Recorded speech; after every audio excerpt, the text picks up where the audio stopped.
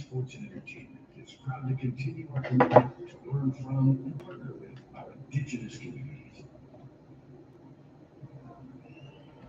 Good evening and welcome to tonight's game between the Tampa Bay Lightning and your Calgary Flames. What's going on, everybody? John Hunter with you. It's a Thursday, December 12th, 2024. How's everybody doing out there today? Let's get into the lineups as we get into the anthems here. Head coach by John Cooper of the Tampa Bay Lightning. They're 14-10-2. It's Brayden, Jake Guentzel, Nikita Kucherov, Victor Hedman, Darren Radish, Nick Paul, Brandon Hagel, Mitchell Chafee, with Ryan McDonough and Yanis Moser, Connor Geekie, Gage Concalvis, Cam Atkinson, Luke Glendening, Zimgus Girgensons, and Michael Esamont. ML Martinson Lilleberg and Nick Perbix will be on the back end with the Big Cat, Andre Vasilevsky, in goal. For the Calgary Flames, head coach by Ryan Huska, they're just outside of the playoff line now, but they need to get going here with some home cooking. We'll talk about that more in the stretch. 14-10-5. Nazem Kadri, Jonathan Huberdeau, Marty Pospisil with Kevin Ball and Rasmus Anderson. It's Michael Backlund, Igor Shankovich with Matthews Coronado, Mackenzie Weegar, and Daniel Miramanov. Connor Zuri, Blake Coleman, Andrei Kuzmenko, Kevin Rooney, Ryan Lomberg, Walker Dewar with Jake Bean and Brayden Pahal. Dan Vladar is probably going to get the start in net tonight for the Flames. So for Calgary, and you look in between the Tampa Bay Lightning, it's quite a point differential. Again, Nikita Kucherov, 13, 25, 38, plus 6. And the top performer here for the Flames is Jonathan Huberdeau, 10, 9, 19 with a minus 10. So the Calgary Flames, even though their record is pretty similar, it's a heavy minus.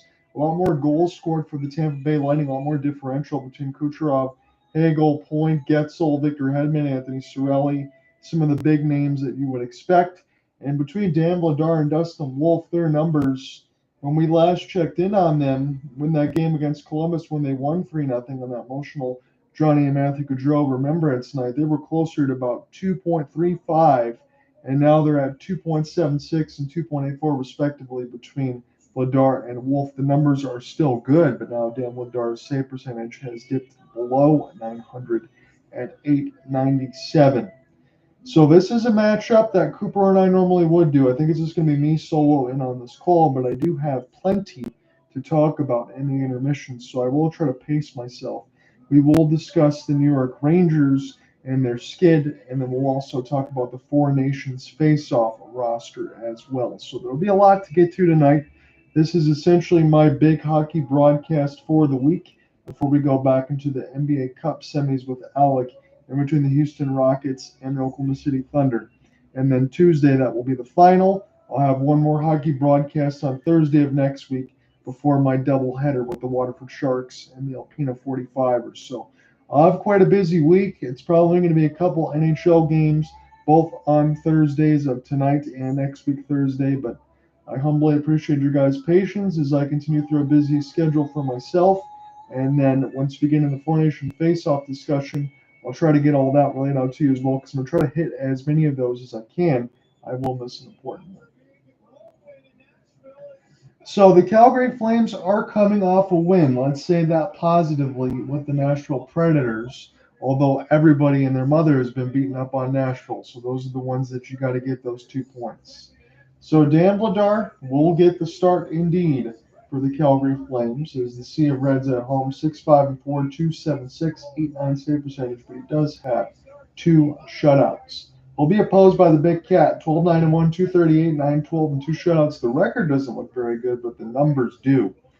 So we know what Andre Vasilevsky has been. Again, Cooper and I covered many of those in between the Tampa Bay Lightning, Colorado Avalanche.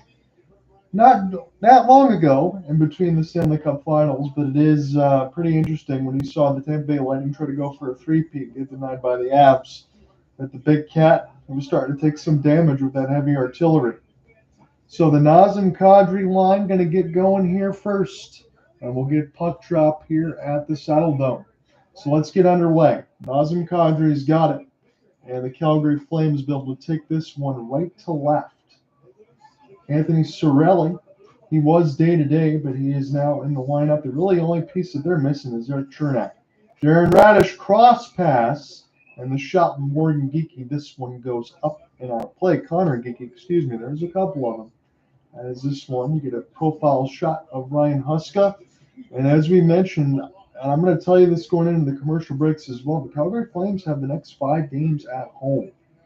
And out of the 10, they have 8 of 10 home cooking at the Settle Dome, which they're 10-3-1. They like playing here. They need to be able to start bagging some points, but the games that they got Tampa, they got Florida coming up. They got some tough ones in Boston as well. Slap shot. This one will go off of Vladar's stick.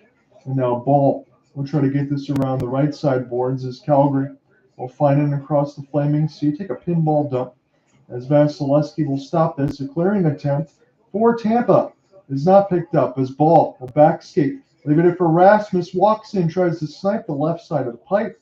And this will go all the way down the ice. Dan Vladar will play it back to the former New Jersey Devil, Kevin Ball. And we'll start again. So really just one shot on goal to speak of as we're just getting underway here at the Settle Dome. John under with you on the call as Marty Pospisil will send this one in. Emmelberg will put this one back around. This is flipped up in the air for Jonathan Huberdeau. Good keep in. Here's a touch from Kadri. Now Bean looking for the deflection out in front of the net. That was a good design. Got to be careful with the back check, but Bean's able to get a body on the hit and dispossess the puck for the Lightning. Marty will try to get it ahead. And this will be flipped in, and this will go into the bench.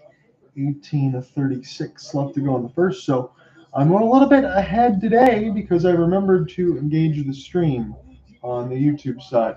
So only team in the NHL with 5 players with 25-plus points. I thought those point totals were slanted going to a little bit of the pregame, but that definitely is what it is.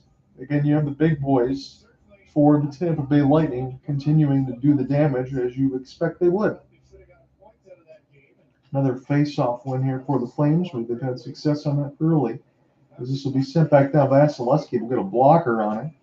And now the Lightning will try to take this one left to right. Again, they are in the road whites with the blue pants and the bolt right down the middle. Those are the usual away unis. Connor Zary trying to make something happen in his own end. Here's a sauce. We'll take this one left side dot. Here is Matthew Coronado and Blake Coleman. Coleman now, as this gets dispossessed, Kuzmenko gets a piece of it, and Zary will send this one ahead for Blake Coleman. We'll wrap it around the backhand. This will be kept in by Zary, as Calgary with Coleman will put it to the right side red line. Rasmus Anderson will pinch in. Coleman's still stuck around the left side dot. Ball now in behind the cage for Kuzmenko. He gets knocked down pretty hard. And now the Lightning able to escape the danger. They don't look dangerous just yet, as their fourth line for John Cooper will take a change. Still just one shot on goal here, as the Flames have done a good job just sending it in. Haven't got a chance to get much out of it yet, but I believe this is iced. So Ryan Lomberg missed the last 2 games at the birth of a child, but he will come back into the lineup right now for Ryan Lomberg, the former Flame, the Stanley Cup winner with the Florida Panthers, now back with the Flames for his second stint. Again, I got the Sportsnet feed here for you today. Any questions, comments, concerns, you'll know on the Twitter space on the YouTube side. We'll get a defensive zone draw. This will go right to the defense and shot just wide of the right side post as Nikita Kucherov will settle this one back down. Sartini will try to get this one, but Kucherov lost it. Here is Kevin Rooney, but the Flames go offsides. They won the last 3 games versus the Lightning, Calgary Flames, so they like this matchup. That's probably why Cooper and I called a lot of these, because these are big-time ones, and the Flames tend to play up on the teams that they shouldn't, but the teams that they should beat, that's kind of playing down. It's usually the way that it goes sometimes when you talk about the Calgary Flames. 85 penalty minutes, 41 hits, and 17 career games versus the Lightning, so he knows where his bread is buttered, does Ryan Lomberg. Kevin Rooney will get booted out of the draw. It'll be Dewar. He can't win it. And now the Bolts will start this again off the back skate. 17-10 left to go in the first. At the Settle Dome. Long outstretched pass for Mady. And this one will go right back through neutral, flipped in by the Bolts. A couple of times as this gets knocked away across the blue line side. Not too much of a chase there for Dewar as Darren Radish will get this pass ahead. And toward the right side off the backhand, as this one goes off the side of the net. Dewar tries to get a stick on it. This will be bounced a couple times, and now the Flames try to settle things down in their own end. There's a seam pass right up the middle of the ice. The Lightning are coming off a 2-1 loss Tuesday against the Oilers. But again, all the teams that they've lost to, we'll profile that in a bit, all teams above the playoff line. This goes back around the inboards for Daniel Miramonov, who tries to get to it first. Here is an opportunity for Cirelli and Geeky. This is now toward the right side, red line. Here's a chance for Radish. This pinballs. Here's Hagel off the spin. Back to Radish one more time. We'll pass across. This one through the glove hand, and Dan Vladar will see it, track it off the redirect. So 2 shots on goal here for Tampa. 16:05 left to go in the first. So just to profile this really quickly, Tampa 5-4-1 in their last 10. They're all losses to Dallas, Washington, Toronto, and Edmonton, teams that are well above the playoff line right now. We'll monitor if they start to lose some teams that they shouldn't. They're playing Calgary tonight. They got Seattle, Columbus, and St. Louis prior to pre-Christmas back-to-back with the Cats. This will go all the way down. Marty able to beat the hybrid ice. So we play on. Nick Perbix trying to get this one loose with Liljegren. And this is now toward the right side, picked up by Nazem. His sauce pass will get deflected. Nick Paul off the outstretch. But here's Pahal, able to get this one now to Nazem. Good feed for Marty. One more. Huberdeau! Good save for Bass as he gets the big paw out there from Bean's chance. 17 saves for Vladar in the 4-3 win Tuesday versus the Preds. And Marty, if he would have had a chance to get a hold of it, I imagine with the first pass from Nazem, he probably would have let that go right in the middle of the slot. But instead, he got the extra pass from Huberdeau and a glove save there for the big cat. Offensive zone draw. Cirelli will oppose against Nazem Kadri. Nazem able to win this one. Kept it in by Bean. And then this will momentarily be set all the way back down. Jonathan Huberdeau, last man back. Try to get this one ahead to Bean. And Marty will push ahead. It's a 2-on-1. Marty, pass across, scores! Jonathan Huberdeau from Pospisil. And the Flames are on the board. Martin Pospisil kept his head down. He left it to Jonathan Huberdeau near the right dot. He knew exactly what to do with it. No hesitation. And the Flames' top-leading scorer here gets his team on the board first. So Huberdeau was the last man back on that previous defensive play. Get it ahead to Bean, and then he joins the rush. It might have bounced off of one of the Lightning players. I want to see if it just nutmegs McDonough. And I think it did. Huberdeau able to pick it up between his legs and finish near the left side post. So that's got to feel good for Jonathan Huberdeau as the Flames are on the board first. Now the Lightning will send it in. 15:05 left to go in this first. Jonathan Huberdeau gets the first goal of the game. Here is Backlund now. And toward the right side dot, he's got Sharon Govich with him and toward the front of the net. And now Nikita Kucherov off the back skate will collect. Lightning might have a jailbreak here down the middle. Brayden Point's got a ton of speed. We'll have to spin back now toward the right side dot. Here's a pass across the middle of the slot. This will be pinball. We'll see if it's far enough for icing. And Nick Perbix, the ref says no. Sharon Govich was the one that gave chase. This hops in across the red line side. Good pin here for Miramonov. And now Mackenzie Weegar outstretch. Off the spin and turn. Here's Coronado trying to leave it in between the dots. And the Flames with Connor Zary. Thought he was being hooked a little bit on that stick. This one gets sent back down off the dump. Mackenzie Weegar will play this across the blue line here for Zary. Zary will spin and turn toward the right side dot. I'll take a hit. Blake Coleman, good back pass. Here is Miramonov. He'll take the wrister. This one blocked away by Vasilevsky.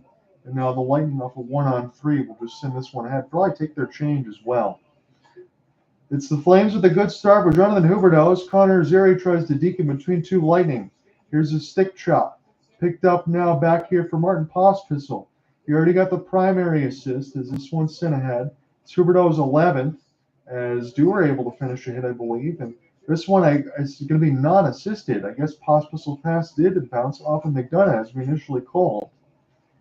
In toward the left side for Hull off a couple stick chops as we've had non-stop action here. No whistles just yet as this one nicely played ahead for the Flames. Huberdeau, one extra pass. Here's Marty, right side down, another feed. Kadri's chance gets blocked as the Flames Good puck movement there. Maybe one too many passes, but you still like it that they got the energy going. 13:05 left to go in the first. Here's Victor Hedman. Push this one ahead. This will be flipped. Flames will steal. Rooney now. Try to use body positioning and gets canceled off into the left side, dot by Moser. And now an opportunity here for Zemgus Girgensons in the fourth line. He's usually the Buffalo Sabre mixed in with the Flyers. Not used to seeing him as a Bull. Ball lost it for a moment. Kucherov. He gets dispossessed by Ball into the neutral zone. Everybody's at the line right now trying to hold up and stay on side. So the Flames will send it in. Right to the big cat, hold, take no chances.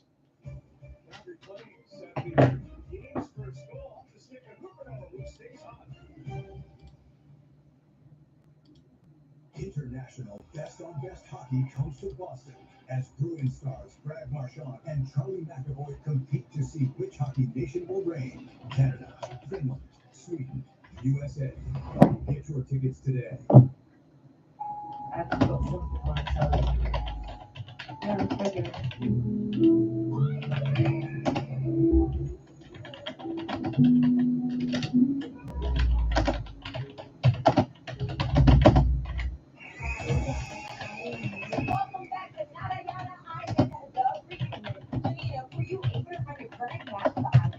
Well, not if you don't do so. Whoa, Apple Watch SE. And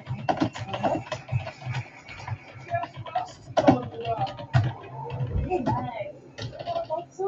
Anybody can at Metro? At Metro, everyone gets the perfect match. iPhone 7 5G and Apple Watch SE for only $99.99 only at Metro. Liberty Mutual customized my car insurance. I saved hundreds. With the money I saved, I thought I'd get a wax figure myself. Cool, right? Look at craftsmanship. I mean, even got my nostrils right. It's just nice to know. Years after I'm gone, this guy won't get standing to test it. Ah! There's nothing. Oh, jeez. No. Only paying for what you need. Liberty, liberty, liberty, liberty. Calgary Flames looking forward to 5 straight games at home. They played some of the best hockey in the South of Ontario. Ryan Huska knows that to be opponents knows. Yeah, John Cooper's talked to us this morning and asked him what the Flames do, and he talked about how aggressive the Flames can be all over the ice. And you see plenty of examples here early in the first period, and that's why they have the 1-0 lead. They have it going. They've been excellent on puck retrieval, and they have set the tempo again. 10-4-1 when the Flames scored first. Is this group? So 10-4-1 on the season when the Flames scored first. Here's Weegar right off the draw. Big rebound. Huberdeau able to collect. He tries to get this one back to Weegar. Here is Connor Geekie. Backhand.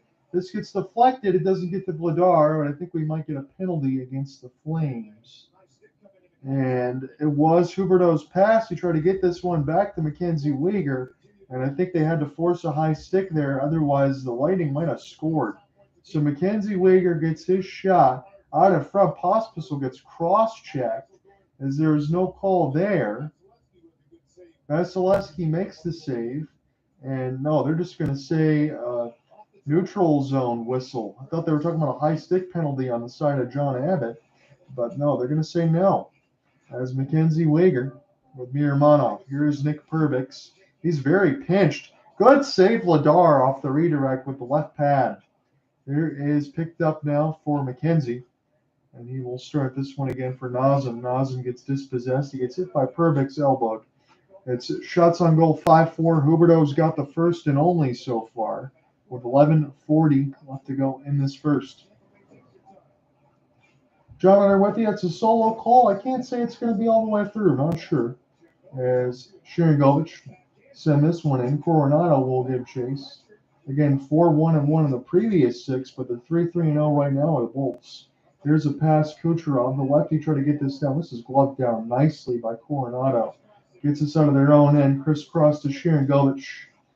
Trying to get this on the backhand, though. He's trying to get on a couple of hooks as Kucherov. Good play. Here is point. You got Jake Guentzel with him, but he goes offsides by a stride. 11:07 left to go in the first. So Connor Geekie, a couple chances. He has been the best Bull and he got dispossessed a couple times. This redirect, this one was saved off the, what we just saw, toward the right pad by big number 80. So Geeky 8 points in 26 career games. 11th overall pick in 22 by Arizona. Younger brother Morgan. This is now toward the right side for Blake Coleman into the flaming sea. Here is Bean. This goes to Zeri. He gets hit pretty hard. Able to stay on his feet. Gets around Mosier. And now Luke Glendening, former Red Wing, Dallas Star. He's been all over the place. He loses it. He's on the fourth line. The fourth line won't bite you very often. The Tampa Bay Lightning. I'm not going to say a shutdown line, but they usually kind of keep things even. As Luke Glendening tries to chase. This is picked up by Michael Esamont. Turnaround chance. Vladar able to get a piece of it as Glendening was toward the net. Now Zeri finishes his hit. This at the blue line side, tipped up in the air. It bit one of the Tampa Bay Lightning. That's Blake Coleman. I'll send this one down. We'll get another whistle. 10-14 in the first. You guys touched on it a moment ago. Great news. Congratulations to Marissa and Ryan Lomberg on the birth of their third baby. This one, Larson Love Lomberg. Everybody doing fine. Born late last night. 3:30, I think, or so this morning. So they're showing the picture of Larson Love Lomberg, the daughter there of Ryan Lomberg. So LOL on the initials. That makes it easy. Able to send that one in. He got a big smile on his face with a nice suit on as he walked into the Saddle Dome today. So he missed the last couple games of the birth of his daughter, and now he's back in the lineup now. So usually when you get that kind of energy, I always like to say you're going to get on the score sheet. It just has to happen, doesn't it? So 10-14 left to go in the first. Another ozone draw, but we'll have to do it again. This was won by Calgary. And Lomberg said, hey, what's going on? I guess we're just going to stay here and do it again. So again, Sportsnet feed here for me today. John on here with you on the call. We are covering the Bolts and the Flames. Dewar will take it. Jonathan Huberdeau's got the first goal of the game less than 5 minutes in. Here is a bouncing feed from the Lightning. This will go all the way to Calgary's end in the pass. Try to get this one across is a giveaway. And we'll see what the Lightning can do. This is just off the outstretched hand of the Tampa attack. Now Nick Paul lost it for a moment. Here is Kevin Rooney trying to get around McDonough. He gets flattened. He's knocked down to a knee. Lomberg trying to find it as he will get it toward the right. You're going to get a slapper there for Dewar. Here's Ball. He can walk right in and shoot. And this one is stick to the side there by Vass as McDonough. We'll start this one again.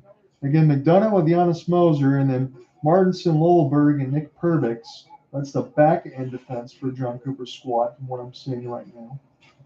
This will be knocked away. Nazem Kadri, nice play across the wall. He tries the dipsy doodle a couple times, and this will fall back to Kevin Ball. We'll take this across for his defensive partner. And Rasmus Anderson, as this will get sent in. Isama get this one back to Perbix. Huberdeau can't steal. As this one sticked out of the air for Marty, but now picked up by Brayden Point. He's by himself. Toward the right side, dot now slow up, open, high slot, and this wrister. This one will go wide. Here is Kucherov. He gets pinned to the boards momentarily as Calgary finishes a couple hits. Huberdeau now off the back skate, leave it wide open here for the Flames. Forwards take a change. Ball sees that as he will just dump this one into the offensive end.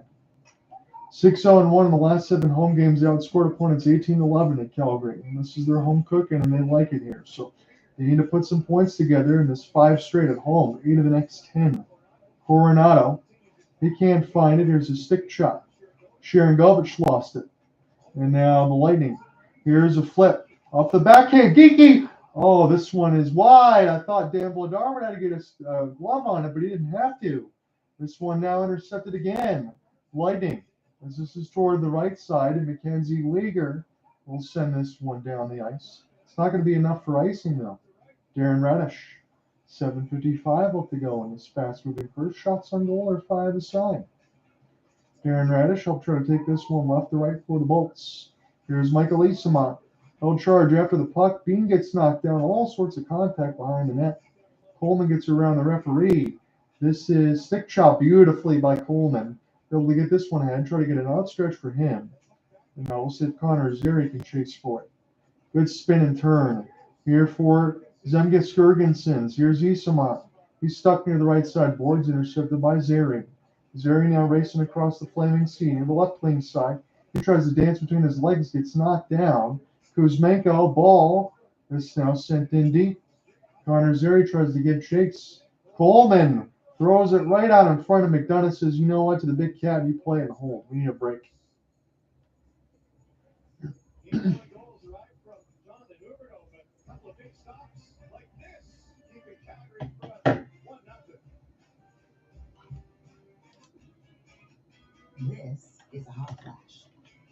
This is a hot flash. But this is a not flash. For moderate to severe vasomotor symptoms due to menopause, Veoza is the first and only prescription treatment that directly blocks the source of hot flashes and night sweats. With 100% hormone-free Veoza, you can have fewer hot flashes and more not flashes. Veoza reduces the number and severity of hot flashes day and night. Don't use Veoza if you have cirrhosis, severe kidney problems, kidney failure, or take stick 182 inhibitors. Increased liver blood test values and liver problems may occur. You can get a blood test before and during treatment. Stop Veoza and call your doctor if you have symptoms of liver problems such as feeling more tired than usual, nausea, vomiting, itching. So 7:09 in the first. Huberdeau's got the only goal so far unassisted as we got commercial break. And enjoy more not flashes. You can save on Veoza. Visit saveonveoza.com to learn more. See if Alec is covering anything today. To the perfect place. A place with gifts that light up a face as well as a room. Where it's easy to find the brands that Oh, it's just myself today. That place isn't a warehouse store. That place is your local Ace around the block. We'll give you some scoring updates in a little bit as well. We'll let everything go across. But I will say this, the Penguins, this is in the third. They've scored 5 in the third. They lead the Canadiens 8-2. 8-2. So that's a huge one.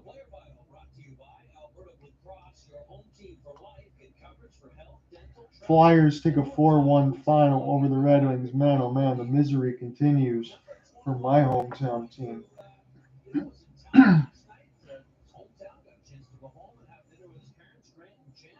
Profiling Brayden Point, Calgary, Alberta native. He was named to the Four Nations face-off team for Team Canada as Grant and Janice. His family is in stands. Always good to see that. This one now picked up Miramonov. This will be wristed toward Vasilevsky. And now Cirelli will try to get this one down the ice. It'll be a race for it. Flames get to it first with Marty. Try to dump this one ahead, but it's not out. Jonathan Huberdeau now try to find it as it goes point to point. Moser will send this one across back from McDonough. He lets the shot go, but it's knocked away by the Flames, but they can't clear it out again. They fumble it for a moment. Mackenzie Weegar will get this across the blue.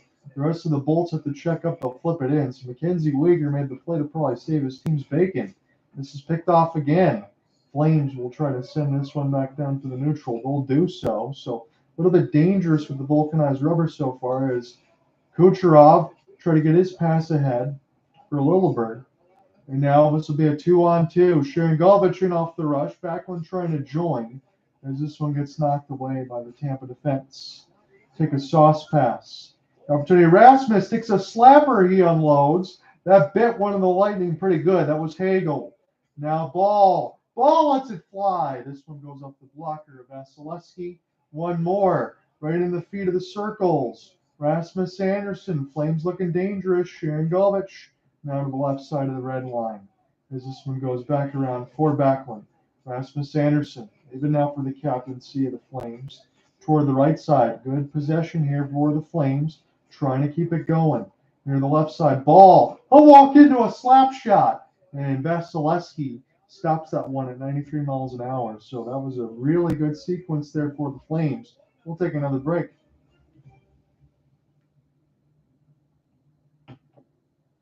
I joined SoFi because they help millions of members earn more money, save more money, borrow better, and invest for their ambitions. Join the generational player. SoFi, get your money right. I've got something on Joey. Yeah, the program.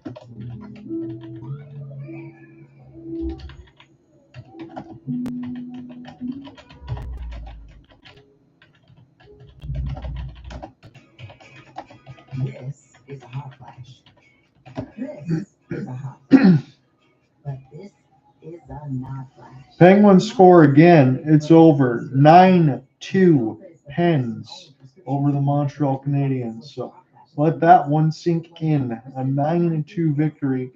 I don't care what team it is against. You could be playing a AAA Bantam team at this point. You scored 9. You think that's got to give Penguins automatic confidence, maybe like a 3-goal cushion going into the next game. You got to build off of that. Your doctor will do blood tests before and during treatment. Stop bills and call your doctor. Let me look at the box really quick as we are in the break, because I just want to know if Sam Montembeault got lit up like a Christmas tree, because he was one of the ones on Four Nations. Sam Montembeault gives up 6, Caden Primo 3, so save percentage is 769, 700. Tristan Jarry 21-23. It was Ricard Raquel, Chris Letang, Anthony Beauvillier, Rust, Matt Nieto, and Nola Chari. 6 different goal scorers in that third period, all unanswered, as it was 3-2 to begin the third. So that was absolutely insane.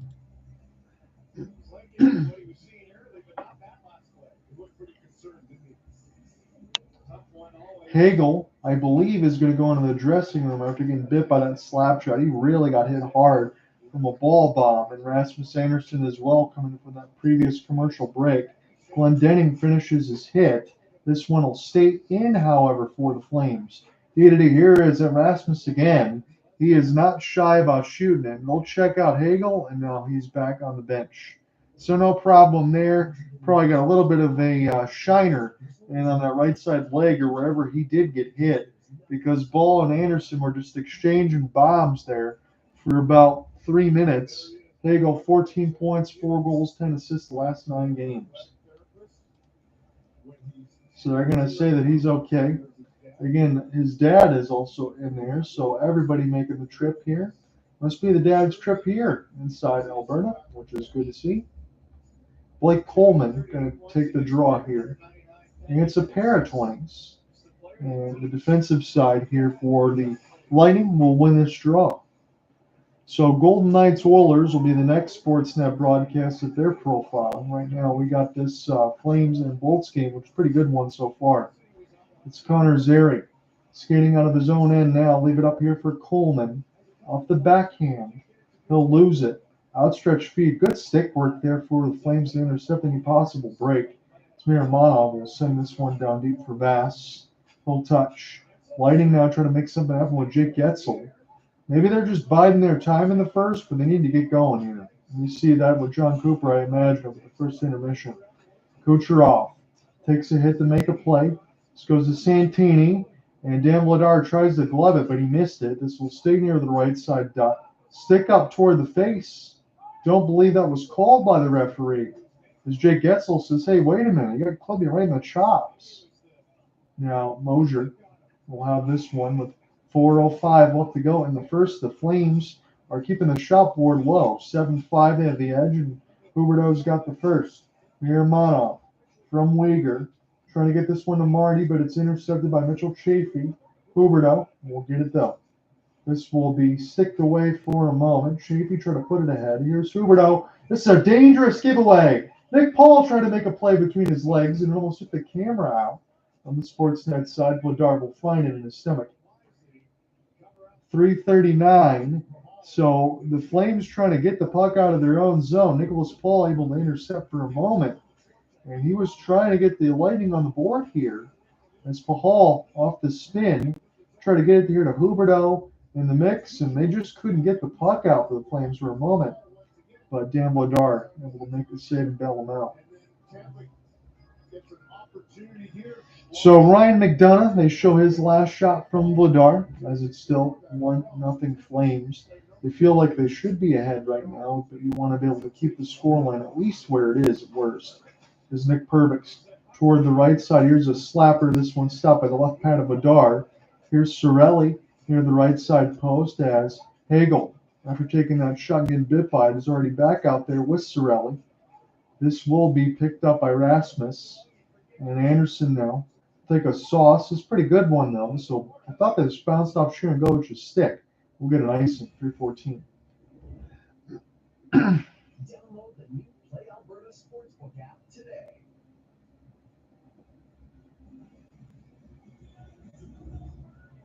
Tampa with a chance here. Here's a long shot. There's Cirelli in front. That's a save by Dan. And there's a sharp angle shot. I'm not sure if Dan would already made that. Ozone draw here for Tampa. They'll win it with Anthony Cirelli. Now Nick Perbix thought about it, tried to go ahead and hit Kucherov. This one bounced a couple times, but it just hits the bodies in front. We got 3 minutes left to go in the first frame. Perbix, Rister, this one hits the glass. This will pick up now. Hagel trying to get a screen in front here. Perbix one more time. This is a partial fan. Maybe Kevin Bull can get to this now. Is it still tenuous? Here for Cirelli. Backlund will find it out of his own zones. Flip here for Matthew Coronado. Sharangovich will send it back to his defense, Jake Bean.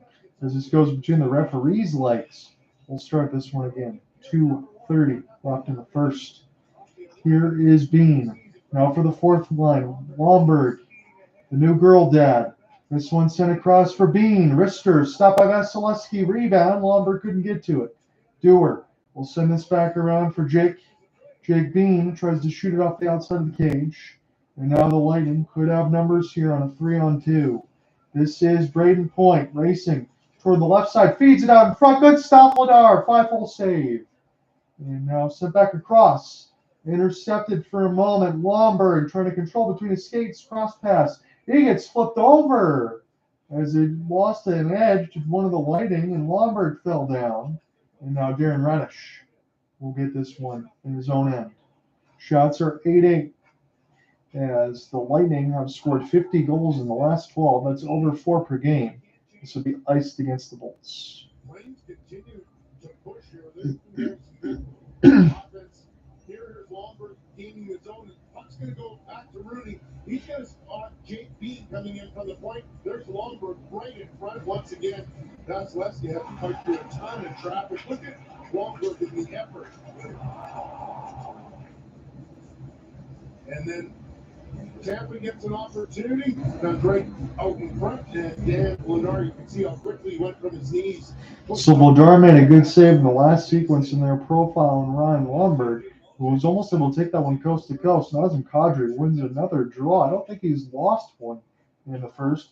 Combination play. Weegar right on in front. Marty tried to get a stick on it as we're down to the final 90 seconds. Marty lead for Huberdeau. Lost him between his skates. It's Kucherov on a break. Scores! Nikita Kucherov. He dispossesses Huberdeau right at the blue line. It's the second time it's happened in the first, and this time they paid for it. Nikita Kucherov, as this one tried to go right back to Huberdeau at the blue line.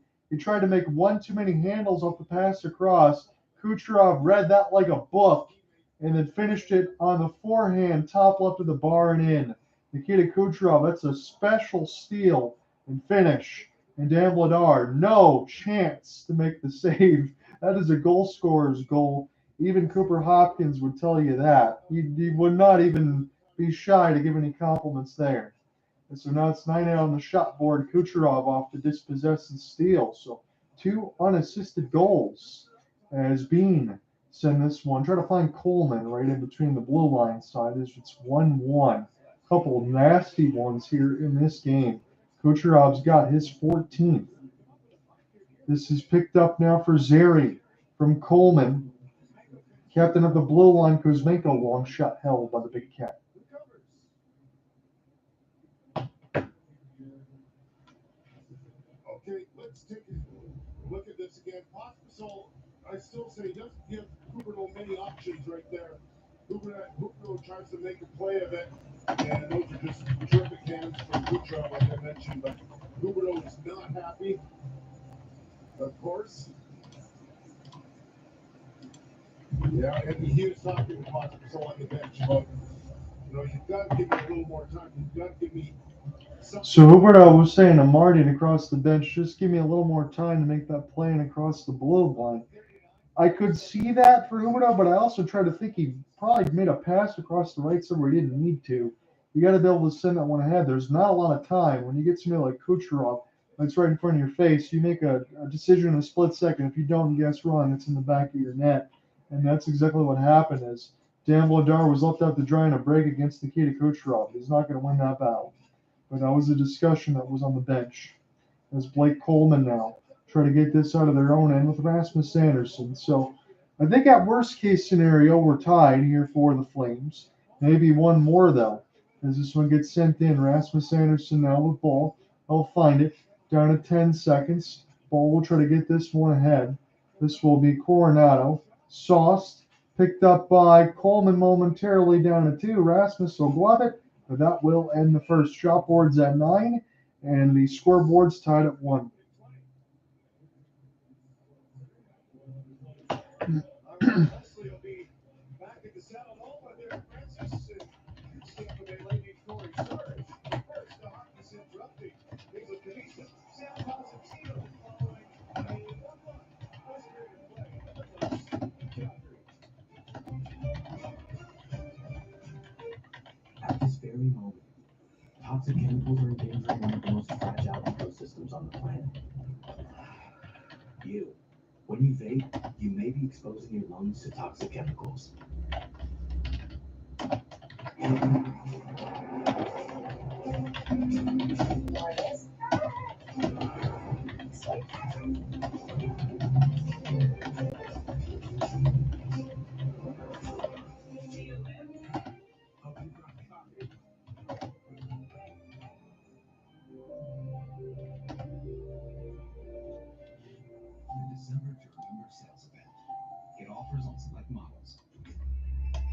So this game right now is about as even as it possibly can be.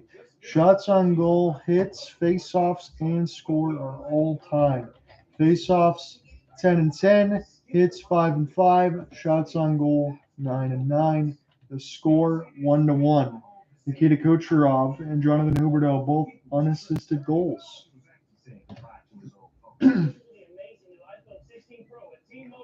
It's the first iPhone built for Apple Intelligence.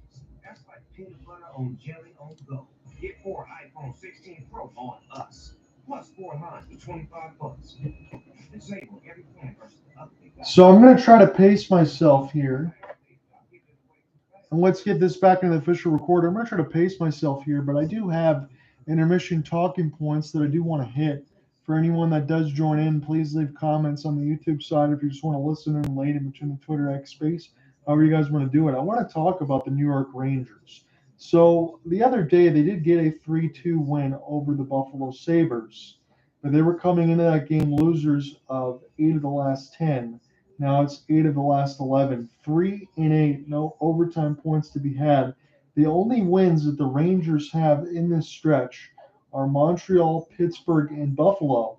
Their losses are to Calgary, Edmonton, St. Louis, Carolina, Philadelphia, New Jersey, Seattle, and Chicago. If you're keeping score at home, only one of them right now. Again, technically you could say Calgary, because if they win today, they'll be above the playoff line. But only really one of those 8 losses are from playoff teams. So that is where you really start to scratch your head and you know that this team is struggling. Here's a couple of notes for you as well. During this stretch, again, this is in the 8 of the last 10, Nikita Zibanejad is in total 6 goals, 15 assists, 21 points, minus 14. In this last 10 for Mika, 1 goal, 5 assists, 6 points, and a minus 10. Capo Caco also only 1 goal, 2 assists, 3 points in the last 10. The Rangers have been outscored 40-25 in that stretch. And we've talked a lot about, especially Cooper and I'll look a little bit as well, and the fact how the Rangers are structured correct in the sense of having Igor Shesterkin and Jonathan Quick. You got a lot of good goaltending there. And the defense doesn't have to be as good as they need to be because you have 2 of the best back and behind the pipes. But that will come to bite you.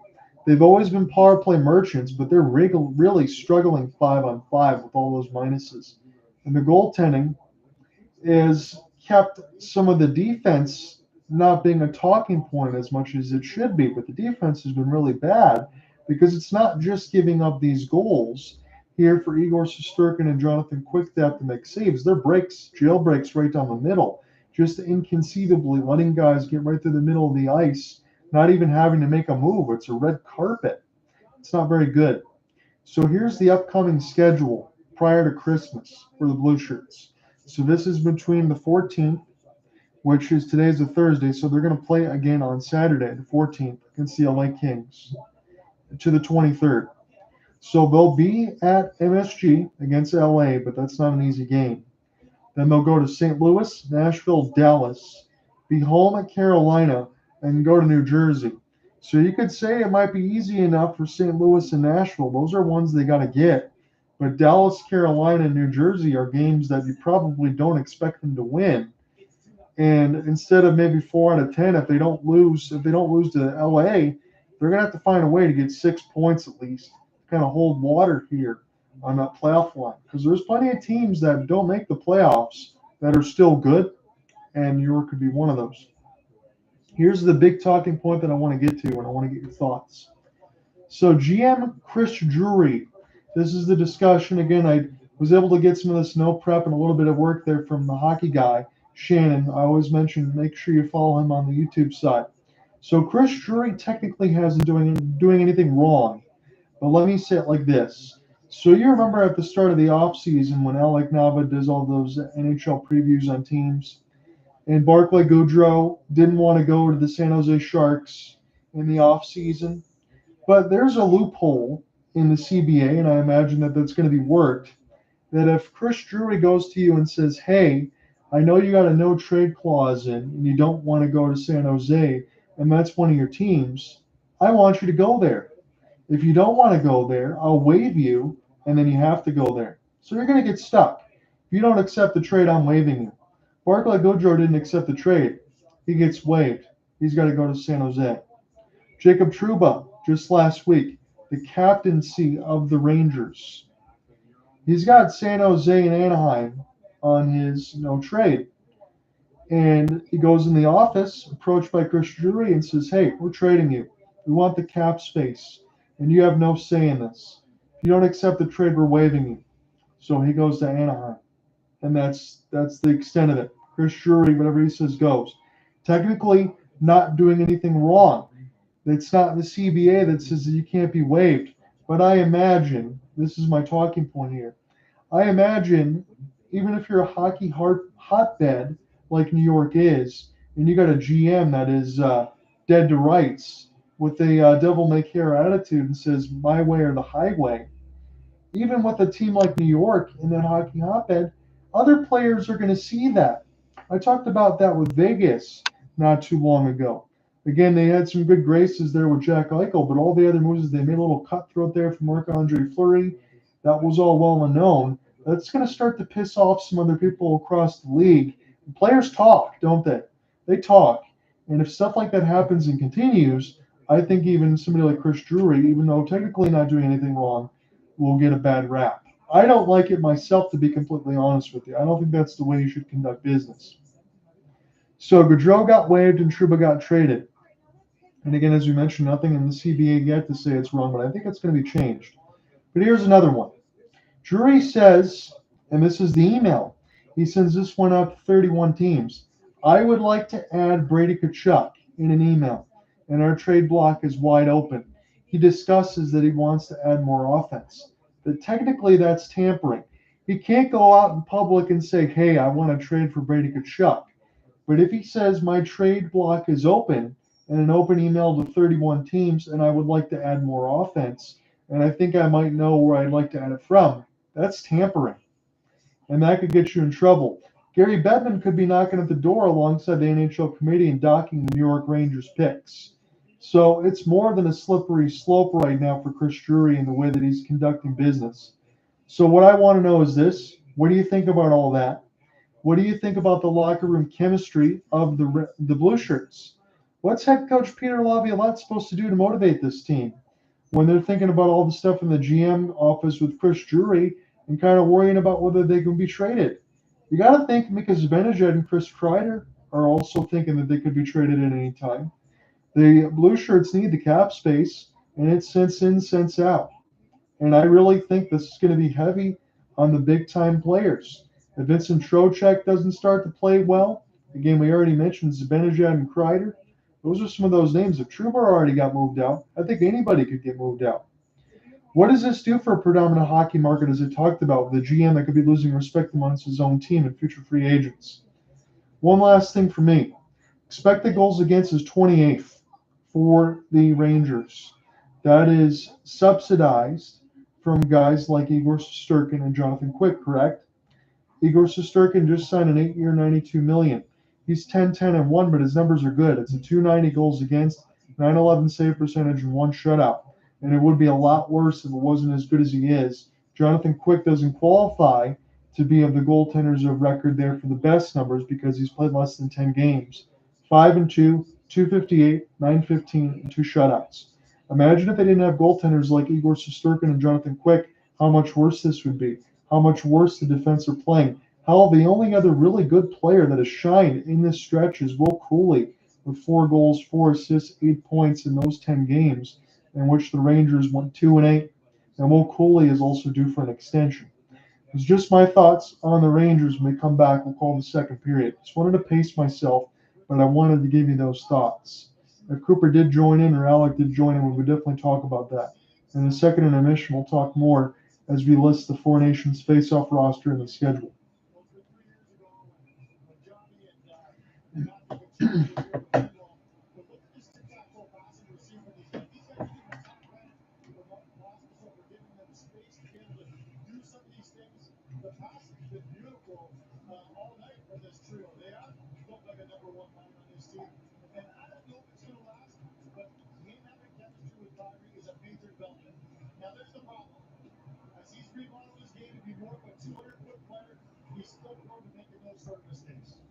We've seen it a couple times tonight. We've seen a couple of turnovers from Jonathan, but I got to give him credit.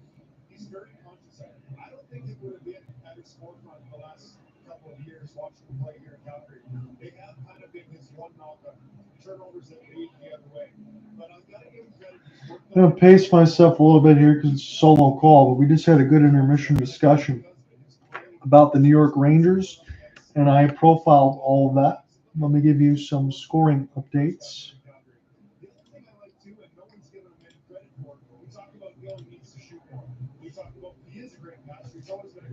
So again, let's give you some finals. We already talked about the Penguins Canadians 9-2, the Flyers all over the Wings 4-1, Detroit falls to 11-14-4. Again, I declared them dead last week when I talked with Cooper Hopkins as far as all of that. We have a few more finals here for you. The Maple Leafs survive the Ducks. They win 3-2. You're never going to say no to 2 points.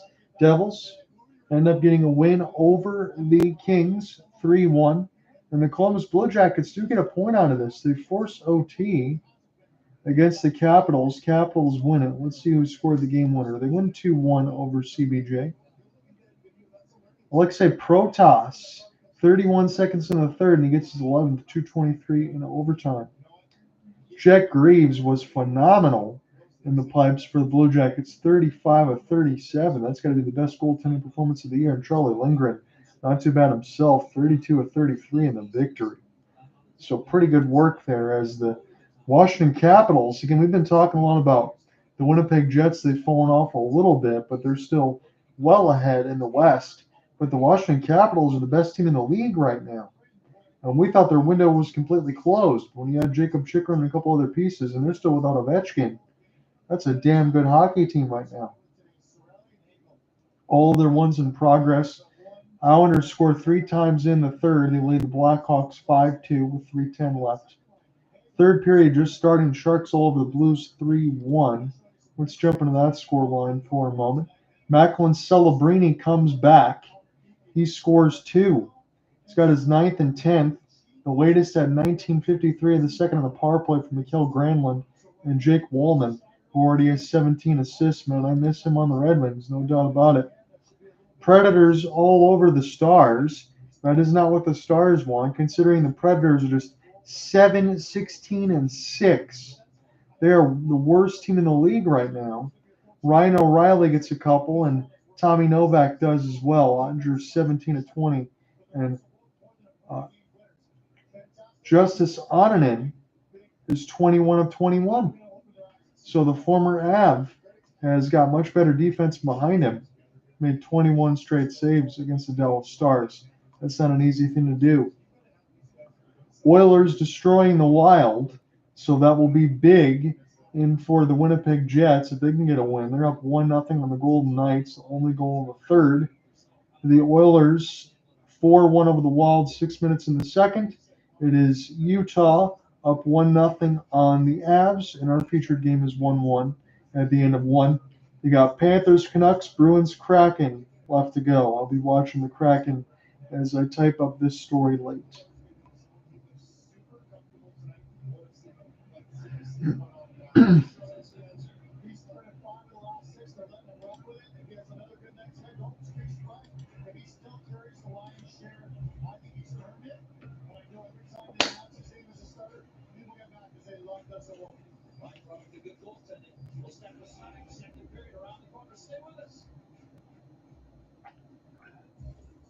Play this music with Hisense 100-inch TVs, up to 40% off.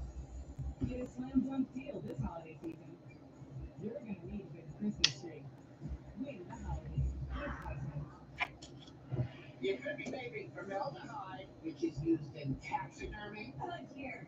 What? Formaldehyde. Oh dear. What? I knew it. Oh dear. What? I don't know. I don't know what I am. I've got something I want to tell you. Yeah, I'm pregnant.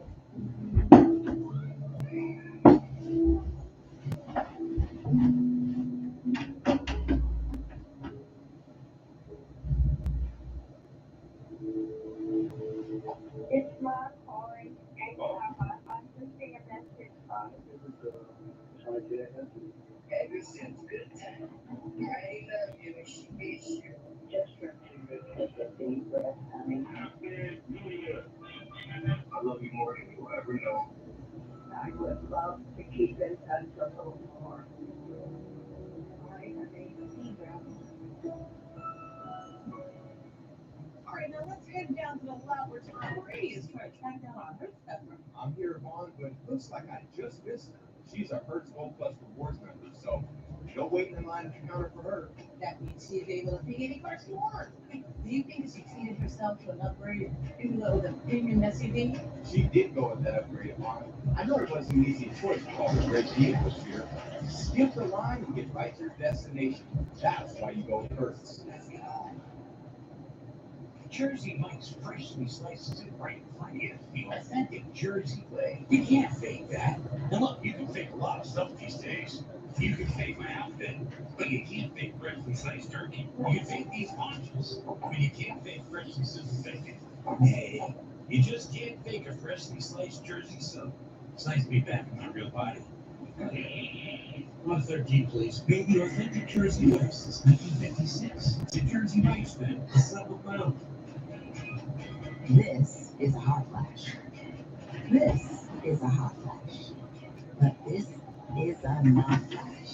For moderate to severe vasomotor symptoms due to menopause, Guentzel is the first and only prescription treatment that directly blocks the source of hot flashes and night sweats. With 100% hormone-free Guentzel, you can have fewer hot flashes and more not flashes. Guentzel reduces the number and severity of hot flashes. Recently won, and during his time during the Tampa Bay Lightning Stanley Cup runs, he of course was a Cup champion in 2020 and 2021. I'm talking to other coaches today, so he was just such a key piece of that team and over the hump of vital piece for Tampa and a vital piece for Calgary going forward. Guys, get set in a second. We're going to get back into it now. It's a 1-1 game. Nikita Kucherov's got the latest in on a break. It answers Jonathan Huberdeau's goal, and that's still where we are, 1-1 as we start the second. Again, shots on goal, hits, face-offs, all tied, as this game has been pretty even, if not for a couple plays on the blue line or a rush. Here is now an opportunity. Hagel, try to get this one out ahead, as this is Radish. We'll go ahead and play this one off the backhand, and across the red line, Huberdeau gets dispossessed. And now Hagel sends this off of Cirelli's stick, who just checked in the lineup First time after missing a couple games, he was day-to-day. Again, Tampa really is at full strength, and the only pieces that are out for the Flames, unfortunately, again, Anthony Mantha got hurt at the beginning of the year. He was having a great year. He's done for the year, and so is Justin Kirkland. As this goes to the right side, picked up left side blue line, one more for Hall. They'll just send this one down deep for the captaincy and Michael Backlund. They'll lose it to the Lightning. Here's a pinch for Hall, and this one gets sent back down the ice. Vladar won't elect for icing. He'll play it. Leading up for Jake Bean. Pass from 100 now and across the red line. Here is Zary trying to make a play one-handed, and this will go back to the defense now. This will be a little bit fumbled and on a wrist shot.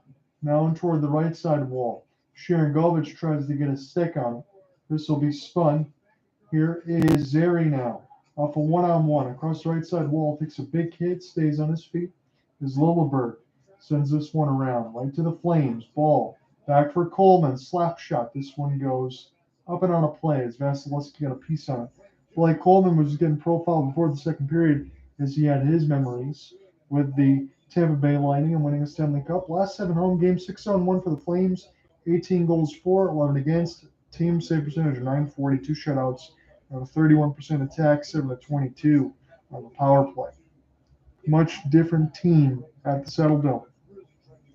And it won't be their home much longer. A couple more seasons. Hopefully Cooper and I can try to find a way to get to the Settle Dome once before it closes. I've never been there myself. Never been to Alberta, Canada. But I heard it's pretty beautiful there, alongside Vancouver as well. One more of those on the draw. Yes, Seaver's having some words there with Nazem Kadri. He has been terrific. And on the draw in this game, I don't think he's lost one. He will get brushed out of the circle, though. It'll be Marty to take it. 18-16, Marty can't win it. And this will be puck possession now for the Bolts.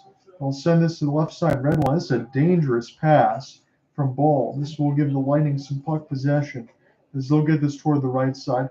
This is lazy in between the circles now, intercepted now by the Flames.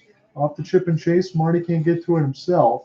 He will finish his check, though, as this goes past Rasmus Anderson off the pinch. Here is Kucherov. Lightning got some spacing here, and the long wrister will be held by Vladar. No chances. Santini jumps up into the play. He plays Hedman, but that's a great exit by Brayden Point, and that's why they're able to exit the zone so easily. You know what?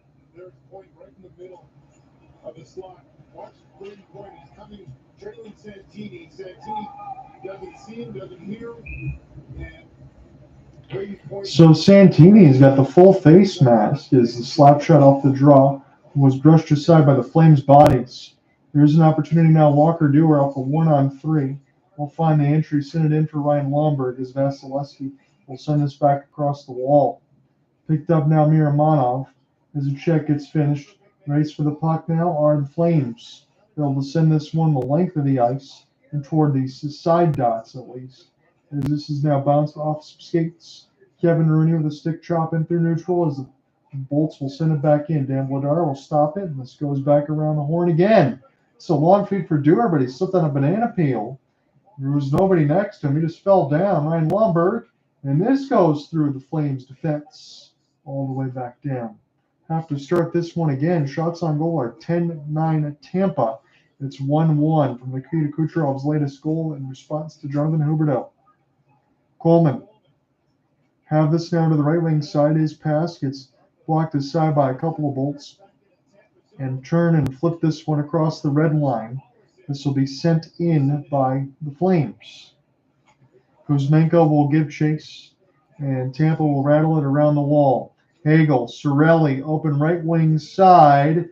This is a couple of chances, and then shot high for Hagel as one of the Flames went down.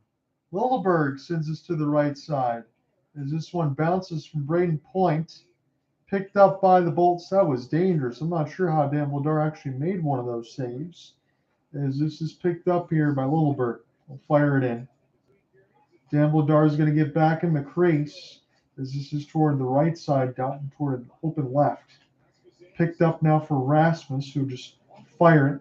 into the neutral glove down by the bolts and right back to Rasmus. Try one more.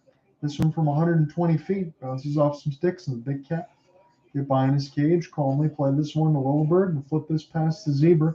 Across the left side red line backland. Flames will get the offensive zone.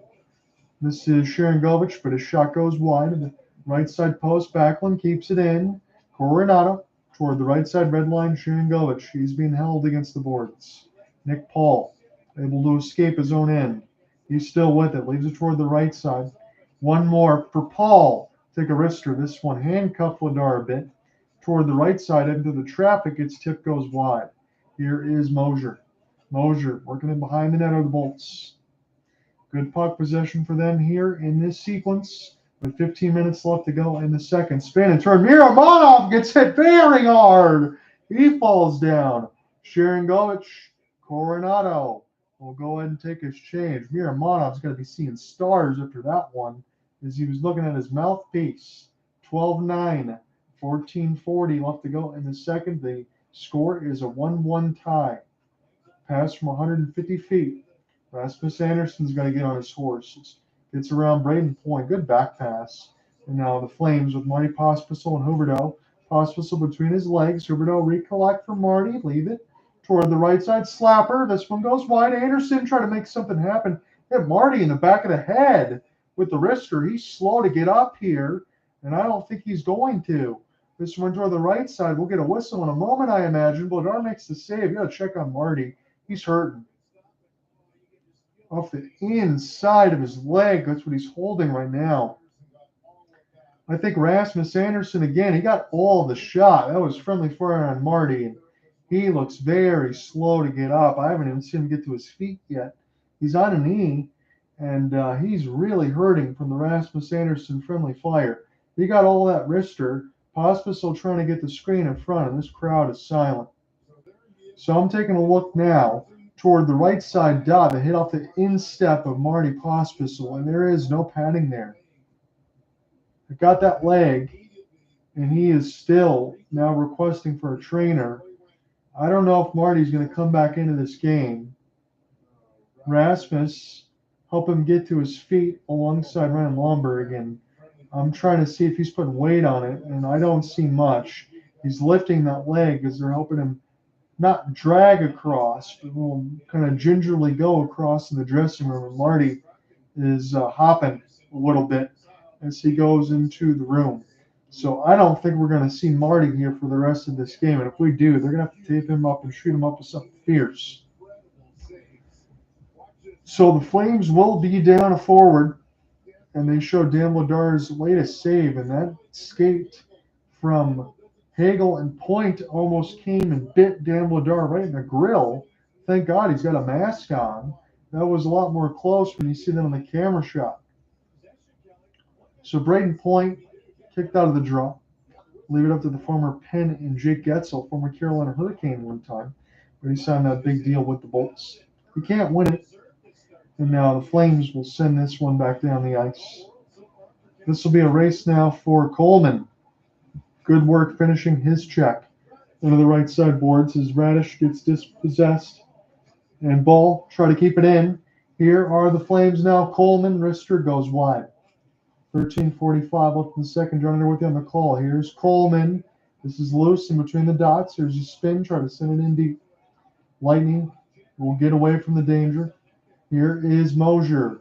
Leave it for Guentzel. He can fire. He scores! Guentzel gets the legs to open up for Dan Vladar. And I was just going to say he can walk in and shoot as much as he wants. He had that in a slow stride. He just caught Dan Vladar by surprise. And the Tampa Bay Lightning now lead 2-1.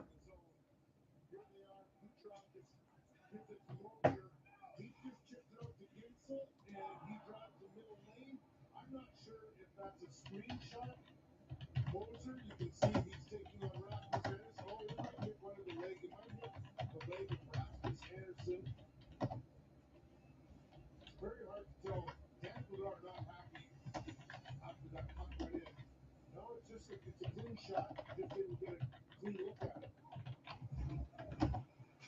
You see many like that go in get back in the action here. Dan Vladar upset with himself as Guentzel able to snipe. This is one more Lombard steals. Dewar on the right wing side of the puck can get there. They're going to have to make some extra work, though, with Kevin Rooney.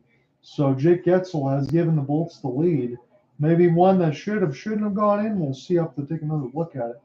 Here's an opportunity now off the spin. Paul, wide open. He goes for the cross pass instead for Chafee. He had to do that over again. He'd probably shoot it. 13:04 in the second. We will take a break.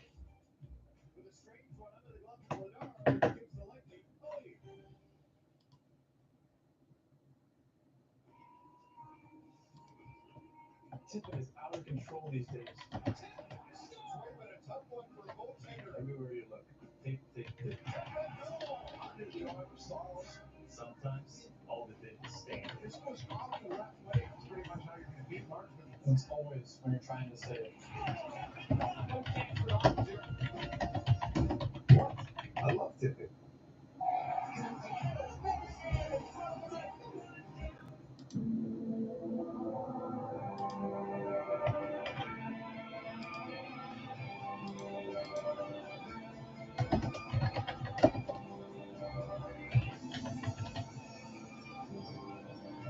Thanks. What'd you get? Oh, I got another double shot, double cream, double broth, double pump, double whip, double hot, double cap, double sweet. Hey, did you know that Discover doubles your cash back at the end of the first year? You are cut off. You earn, we match. Debbie. Unlimited cashback match. So you're making it good, right? No, Maybe I saw it in your room. that wasn't mine. What about the lunch money? Where did you do that? I wasn't hungry. I'm sorry? I wasn't hungry.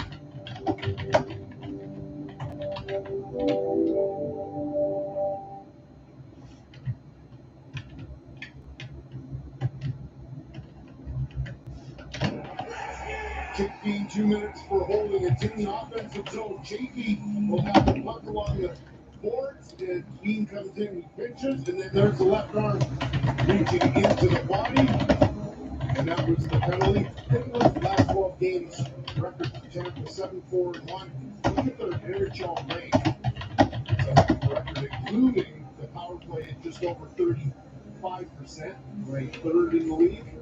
Goal differential +17. So we just checked back in. 13:04 left to go in the second. Jake Bean gets busted for the hold. It's the first penalty of the game. Now this is big because Jake Guentzel just scored from Giannis Moser and Nikita Kucherov. So the penalty kill is 27th out of 32 at 73% for the Flames. They really need to kill this one, to be honest with you. As this one's picked back up now off the flub, Rooney almost able to get a steal. And now nonchalantly, I guess, if you want to call it that, the Lightning able to find an entry here. Kucherov off the back pass. Radish will wait, but this goes to Nikita. Back to Darren Radish now. Here's Kucherov, right side dot. Here's a pass across off of Point's leg, picked up by Radish. This will be gloved down by Point. Start again toward the right side dot. He's still waiting for a lane. Pass across ice, picked up now for Radish in the bumper. Nikita Kucherov can't do anything with it. And the Flames going to the players' bench. So nothing doing right now for Tampa. They didn't even get a shot. They look kind of slow setting up there. We'll see what we get here with 1:11 left to go on the first man advantage of the game. So again, keep that in mind. This is big because if the Flames can kill this and they find a way to score here, make it 2-2, they played well enough for this game to be even, but if the Lightning score on a power play here, you kind of wonder the way that the Flames scoring attack has been over the last several, where three goals is the biggest output. You don't want to get buried. Hagel doesn't shoot the wrister. He'll hold instead. Leaving the high slot. Radish fake the slapper. What a finish! Brayden Point from Radish. And this one is in the back of the net. And his family is definitely happy with that. And this might be over already with 12:05 left in the second. I don't say that often, but the Flames need to find a way to score some goals. And Dan Vladar had his jock strap hanging on that one because what is he going to do there? That's a chance right down the middle of the dot. And for all the casual look that the Lightning had, you get a chance right in the middle of the dots for Brayden Point to snipe. and in the mix with Guentzel as well. These are just high-scoring areas that you got to finish and convert on, and they do. So 3-1 lead here for Tampa. Well, Vasilevsky will be careful with it. His first shot he's faced in period number 2. Great point, just so good. You mentioned John, all-round game, power play, terrific. It's kind of nice when they reach so well off each other. He and Kucherov together out so long in that Tampa team. Just understand where each other likes to be. And in that comfort position, that's so difficult to check.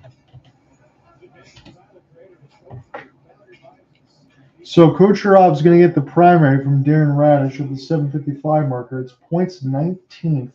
Here are the Flames. 3-on-2. Kadri, not sure what he was doing there. He going for a back pass, but nobody was home. Hagel now. Off the rush, Cirelli. Can't get a stick on it. It would have been 4-1. This will be picked up now here for Kadri. Kadri gets in between the bodies. Next time he gets in his chances off the rush, if it's Kadri Huberdeau, I'm just going to let that one fly. This is now picked up your wrister. This goes wide. Just one shot on goal for the Flames in this second. As it's 11:16 left in the middle stanza. Coleman. He'll try to flip one off a tip. Picked up by Calgary. Kadri. They will leave it at the blue line, but this gets deflected and gets out of the zone. McDonough now. Lead for Connor Geekie. Geekie toward the left side wall. Gets around Nazem. As this one gets sent in, the Flames shoot this into the bench.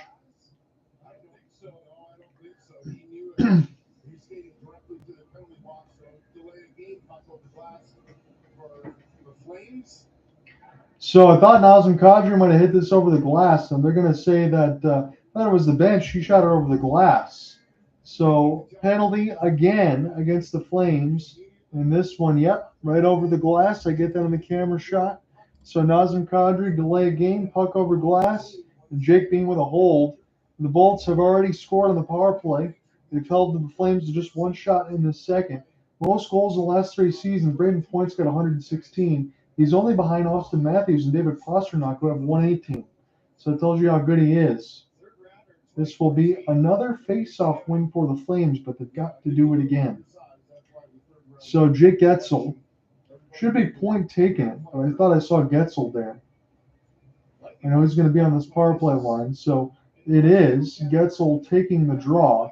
He gets absolutely balled over and in the draw as this goes now to Kevin Ball off the long flip, send it all the way down.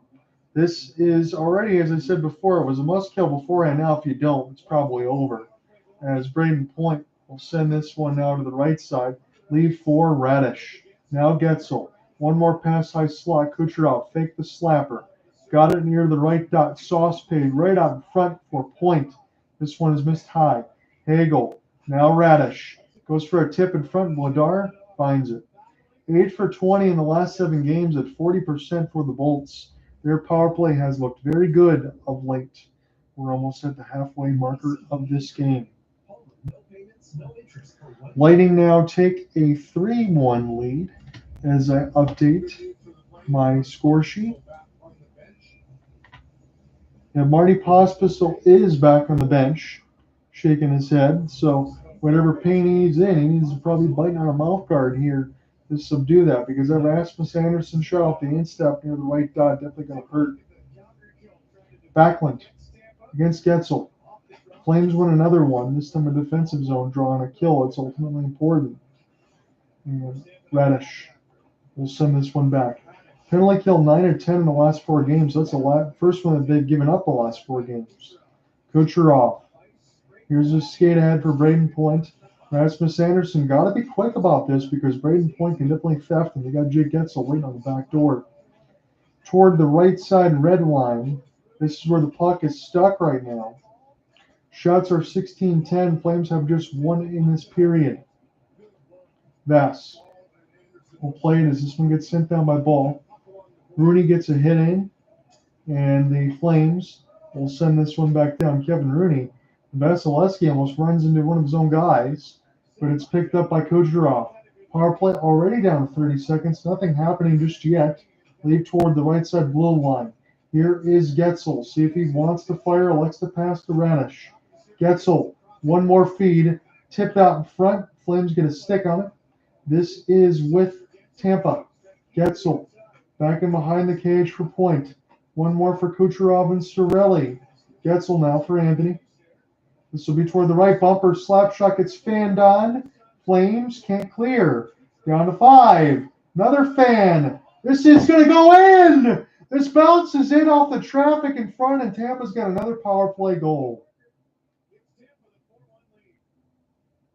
Well, the Flames, in particular, Jonathan Huberdeau did a real nice job recognizing the play that Lightning like to use in that bumper position. Get points just like the goal. So Huberdeau did it once, and then the second time, unfortunately, the puck just speeded in behind Hagel, and Cirelli was at the side of the net. He follows the bouncing puck. He gets a lucky break as it goes off both feet of Hagel. There's one, then the second, the right foot right onto the stick of Cirelli in behind Hagel. That's just a good break for Tampa and a bad break for the Flames. Calgary off of 2 Tampa power play goals now trail by 3 after scoring the first goal of the hockey game. So Calgary scored the first goal of the game off Huberdeau. Now they've given up 4 unanswered and 2 of the last on the power play. And they were just not good penalties because you got Jake being on a hold and Nazem Kadri shooting it over the glass. And they only have 1 shot on goal in the second period. So they're being bird boxed in here essentially here. They need to continue this. This is now picked up for Perbix. Calgary's got to find an answer here in this period. They've got to get one. This is now off Kuzmenko. Will be sent back down the ice. This will be Bean. Get a chance to touch this one now. So a second power play goal. It was point from Kucherov and Radish, and now Cirelli with this 12 from point from Kucherov. So all the big boys are bringing out the guns today, and that is what you want to have if you're the Bolts. Kevin Ball. Now in around the horn. This is a race for it. This could be a partial break. Kadri scores! One of the Lightning fall down. And Kadri jumps over Mosier and then finishes it past the big cat. Just like the Colorado Avalanche days, I guess, for Nazem Kadri. That developed out of nowhere after a full sail clear from Bean. This one gets sent down. Mosier blows a tire. Kadri jumps over him and then scores near the left side of the mesh. That is absolutely nasty for number 91. So a little bit of redemption there from shooting the puck over the glass for Nazem. Holy cow. What a goal that was for number 91. What an effort there. Now, J.J. Mosier either has to go to the room for an injury out of pure embarrassment after that one as he fell on the ice. Now, Guentzel. It's a 2-goal game again. We got a lot to get to once I get into this stoppage. This will be sent back down, not iced. Kadri is 10th. Helping injured Albertans for nearly 50 years. Alberta born and bred. Litco Law, the unicorn of injury law.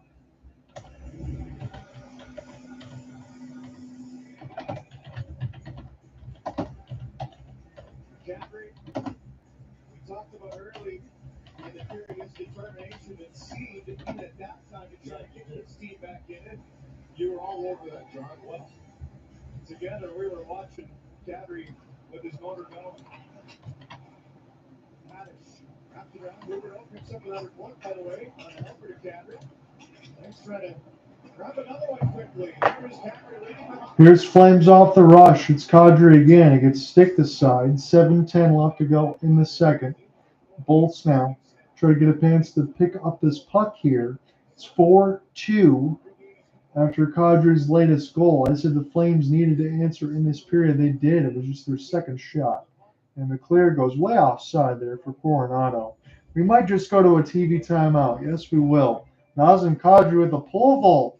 He scores the latest. It's 4-2, though, for Tampa. I joined Join SoFi because they've helped millions of members earn more money, save more money, borrow better, and invest for their ambitions.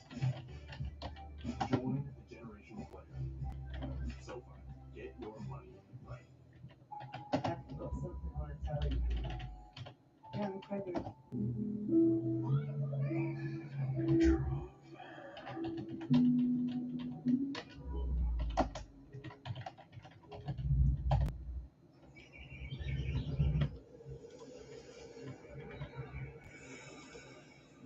At this very moment, toxic chemicals are endangering one of the most beautiful and fragile ecosystems on the planet.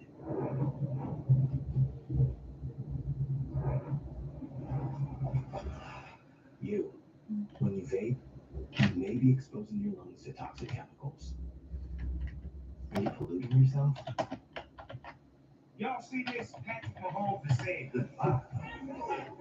People just tripping. Where are you going? He was actually saying goodbye to his old phone. I was listening to the amazing iPhone 16 Pro at T-Mobile. It's the first iPhone built by Apple executives. That's like peanut butter on jelly on the go. Get 4 iPhone 16 Pro on us.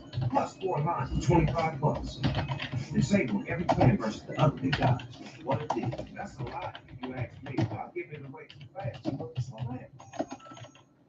But why go Christmas shopping on Saturday when you can watch all 7 Canadian teams over 9 hours on Sportsnet? It starts at 4 Eastern, 2 Mountain. The Oilers host Vegas, then 7 Eastern, 5 Mountain. Ottawa hosts Pittsburgh on Sportsnet 1. Montreal's in Winnipeg on Sportsnet West. East Kansas City TV and Toronto visits Detroit on Sportsnet Ontario. Pacific and CBC. The Canucks. Well, the Canucks host the Bruins at 10 Eastern, 7 Pacific on those same channels, while Florida visits the Flames on Sportsnet 1 and West. 8 Mountain. I've got a busy weekend, John.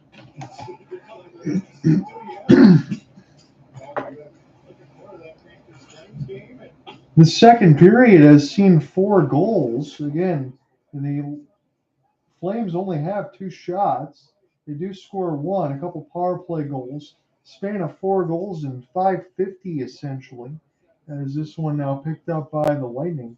But the power play has been the absolute push ahead for Tampa. Again, they want to be able to get a little farther along in the Atlantic. I think Dan Vladar lost his goal stake trying to make that play and behind his own cage. No matter, though, as Coronado will send this one off the sweeper.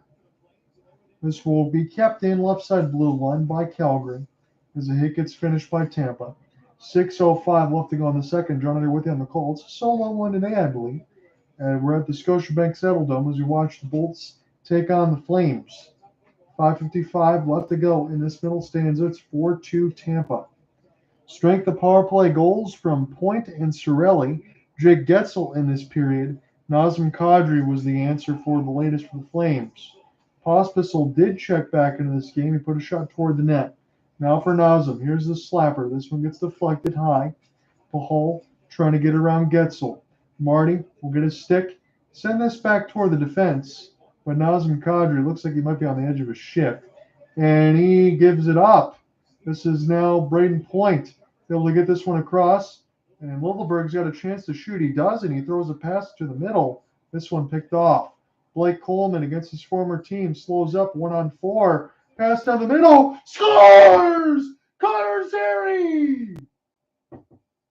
This game keeps on giving. Feels like early Christmas here. 4-3. 5:10 left to go in the second.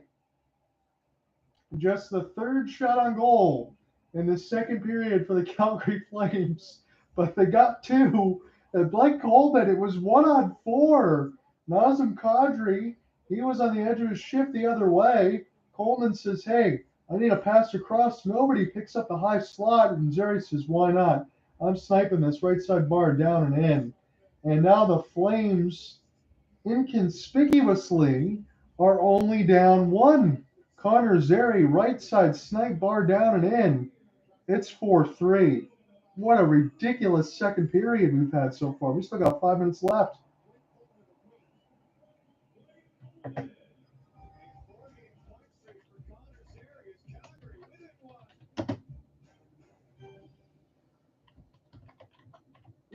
Customize my car insurance. With the money I saved, I thought I'd get a wax figure myself. Cool.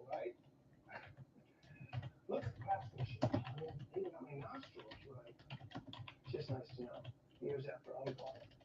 This guy will be standing the test of. There's nothing. Oh, jeez.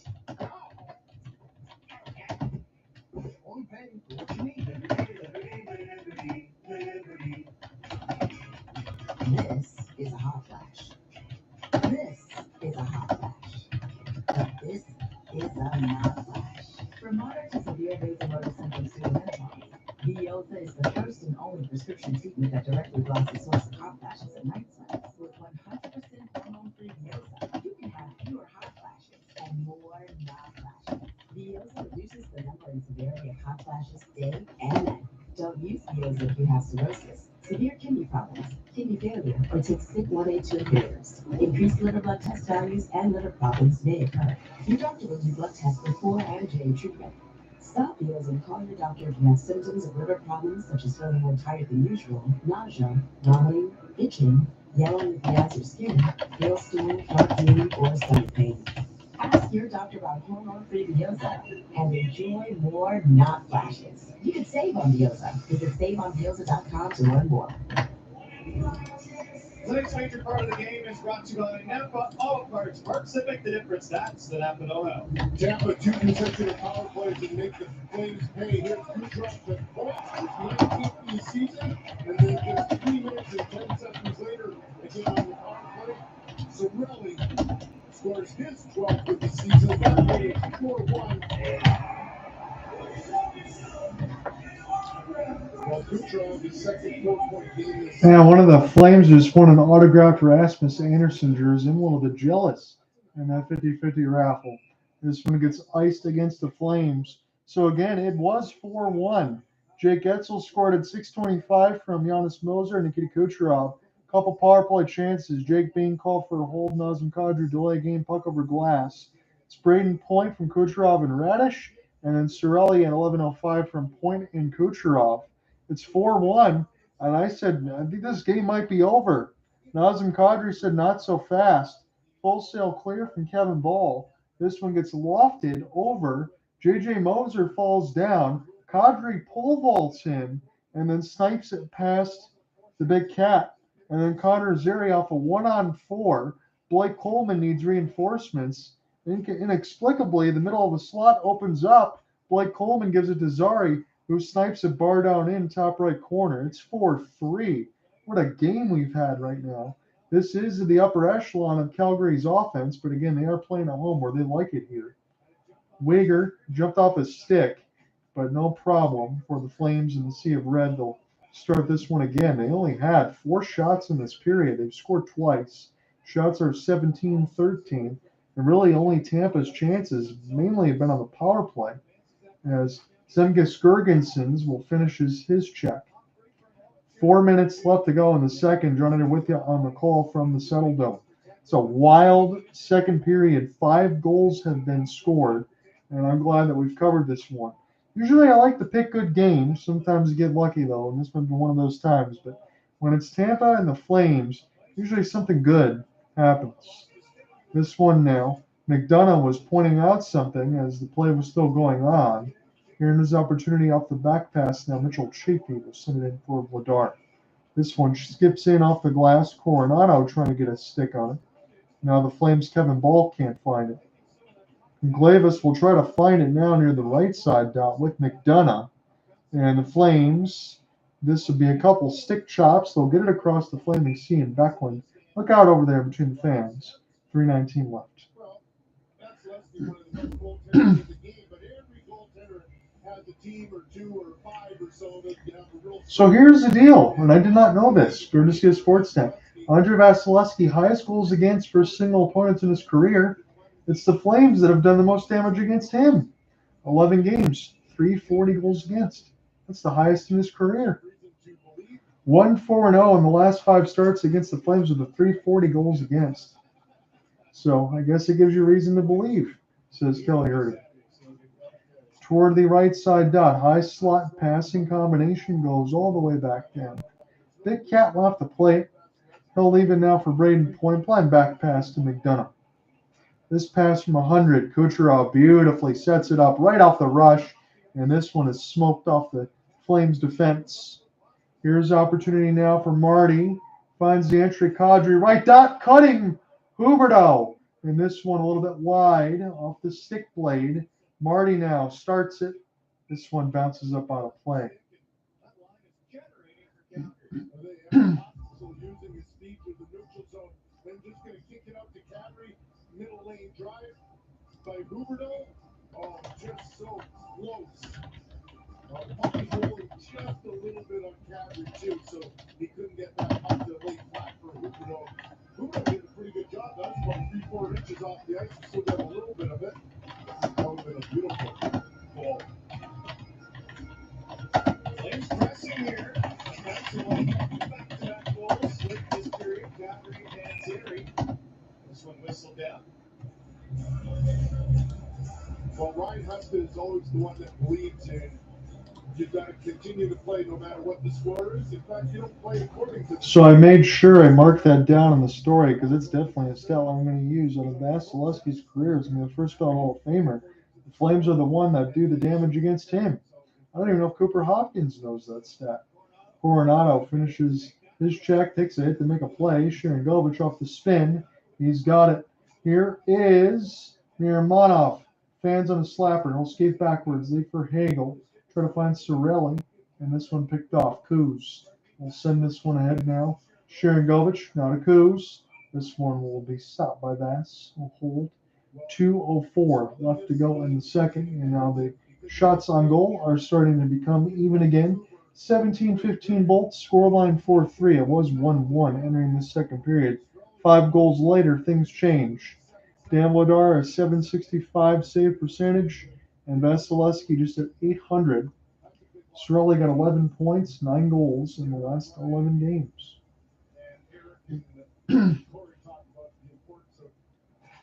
Nazem, this is one of the rare draws he doesn't win. That was in the offensive end. And now Marty. Pass too far there for Nazem. Got to make sure the puck didn't hit him in a dangerous spot as this one gets sent all the way down. This does not hit the red line, so Flames will get one more opportunity here for an offensive zone draw with 1:49 left to go in the second. My name is John Ott. I'm your play-by-play man for this one. In between the Bolts and the Flames, it's been a good one. I see one vote across. I said, is Tampa Bay still a power in the Eastern Conference? And the only vote we got says yes. They might be a fleeting power, but I still think they're a power. So I agree with you on that one. Kadri, this one toward the wall, wins it yet again. Kadri now plays this with his skate because he got tied up as the shot hits the glass. Pahal try to find it now. Marty trying to get this near the right side boards. And now Nick Paul get around the referee. And all sorts of contact there. McDonough can't find it. 1:25 left to go on the second. This has been a very good close to a really ugly start of the second period for the Flames, but now it's 4-3. It was 4-1, so the Flames have put themselves right back into this hockey game with the second period running down. Here is a left side wrister. Stop Levador. We'll leave it for the defense. Now Bean will send this one across the left side red line. 5 goals this period in the span of 8:25. Here is Point. Got around Coleman. The Flames intercept, trying to find this in between the skates. Stopped by Vasilevsky from Kuzmenko. Now in toward the left side. This is Lilleberg. Lilleberg now for Kucherov. Stick goes flying. That was Rasmus Anderson. As this one is back to the Flames defense. They'll take a long flip. This one will be settled back down to the Tampa defense. Lilleberg, Kucherov, one-handed tuck. Here is Guentzel and Lilleberg. Fans on the 1T. That was a dangerous setup there. Coleman falls down, makes a play near the right side just to buy some space. This one goes high and blocked. Here is Ball. That shot bit him. It bounced off his left skate and sent back down the ice. Vasilevsky will slow it down, and that will end a second. Tampa scored a couple times on the power play, and Calgary answered with a couple more. Still, Tampa's got the lead, 4-3 after 2.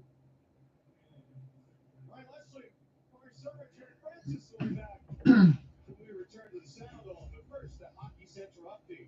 Hazel Cabeza, San Francisco, standing by a busy second period. 5 goals in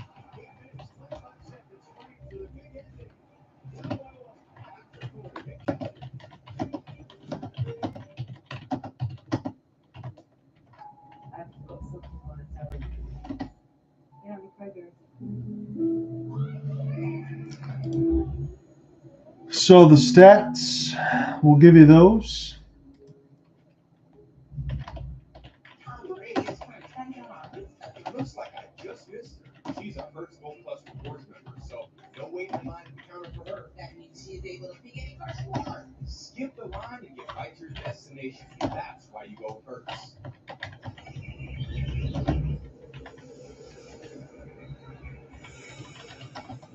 At this very moment, toxic chemicals are endangering one of the most beautiful and fragile ecosystems on the planet.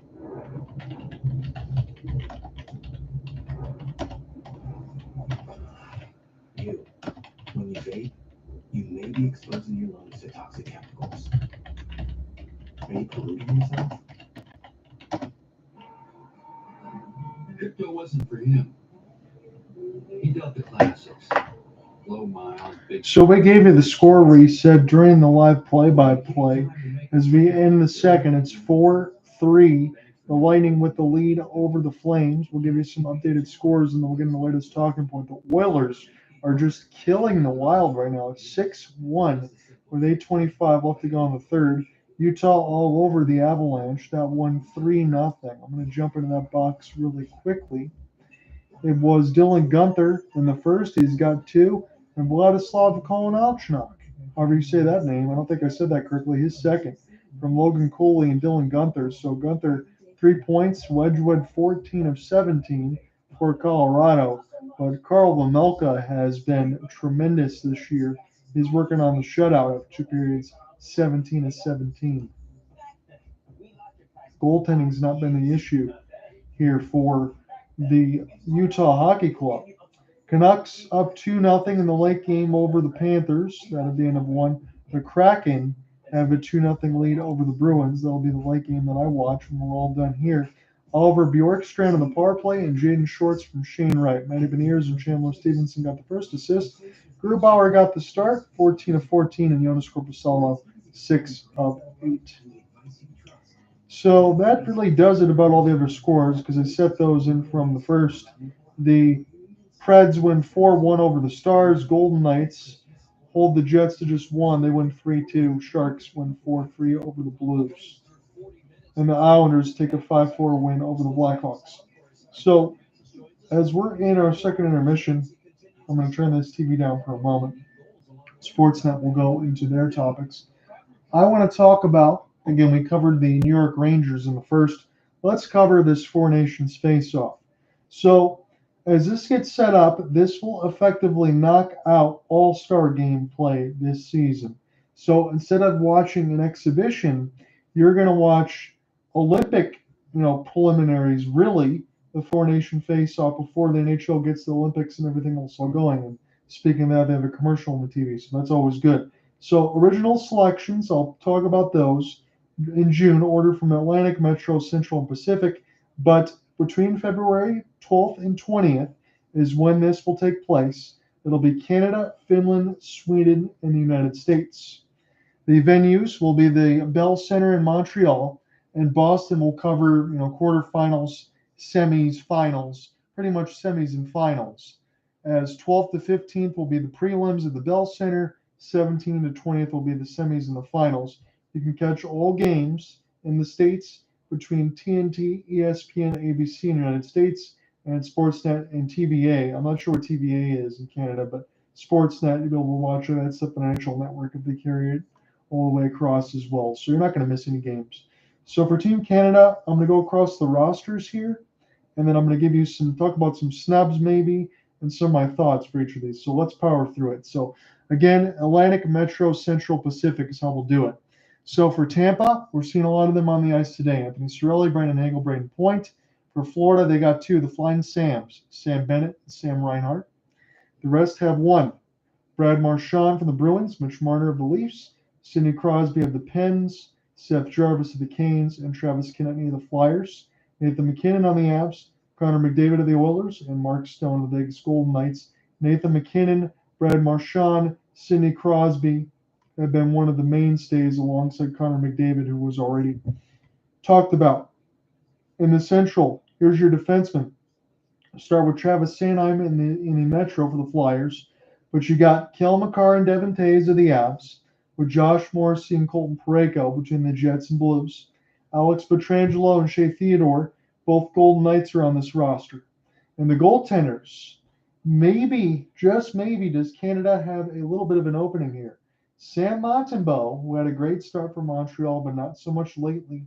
Jordan Binnington in the Central for the Blues, and in the Pacific, Aiden Hill for the Vegas Golden Knights. So, snubs. Just a couple thoughts from me. Evan Bouchard is not on this roster on the blue line side, and is that because of McDavid and Draisaitl on the team to inflate some of his numbers, or worry that he doesn't have the complete defensive game? And here's one that I think is an absolute snub that should have been on this team. Where the hell is Logan Thompson? If you're talking about bringing in Sam Montembeault, who doesn't have as much experience, Logan Thompson's been good wherever he's been. He was really good as a Vegas Golden Knight, and for whatever reason, they decided to keep Aiden Hill, who was good, but they moved on from Logan Thompson when they probably should have kept both. So Washington Capitals, we talk about the best team in the league right now. They've been the belle of the ball. Thompson's numbers, 14 games played, is 11-1-2 with the 248, 913. He's stellar. So what's to think about? I think Logan Thompson has been a snub, and that's really going to hurt Team Canada, in my opinion. Goaltending is one of the situations where they could be the weakest. Again, when you think about, Cale Makar, Devin Tays on the back end, Connor McDavid, Nathan McKinnon, Brayden Point, the list goes on and on. They're not hurting for offense. You got Sidney Crosby, Seth Jarvis. You don't worry about that. You don't worry about the defense as much, so maybe the goaltending can take a hit. But why not give an invite to someone who's already been really good that could be your number one? Now, Jordan Binnington and Aiden Hill can play like number ones. And we've seen Aiden Hill win a Stanley Cup with the Golden Knights a couple seasons ago. So they're going to need Jordan Binnington and Aiden Hill to be locked in, because I think Sam Montembeault is the distant third. That's me. Let's go on to the Finns. So in for the Atlantic, here's your forwards. Alexander Barkov, original member, with Anton Lundell and Eetu Luostarinen. So 3 Panthers, a couple Montreal Canadiens. This is a surprise, and Joel Armia and Patrick Laine. In the Metro, we have Sebastian Aho, the Canes, Eric Haula and Capo Caco. In the Central are Trey Lehkonen and Mikko Rantanen, who was original member. Rope Hintz from the Stars, Teuvo Teravainen of the Blackhawks. In the Pacific, you have Mikael Granlund of the Sharks. On defense, this is probably where the Finns will struggle a little bit.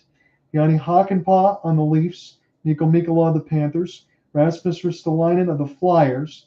In the Central, you have the Dallas Stars and Utah Hockey Club, Miro Heiskanen and Esa Lindell, Olli Mata and Juuso Välimäki. Goaltending is going to be a strength for the Finns, more so than Canada. Ukko-Pekka Luukkonen might be the distant third for the Sabres, but you do have Jussi Saros of Nashville. He's had great numbers despite Nashville being so poor this year. And in the Pacific, Kevin Lankinen of the Canucks. Now, the main thing for me for the Finns is this. When you look at the back end, especially for guys like Olli Mata, Nico Mikkola is going to finish his hits.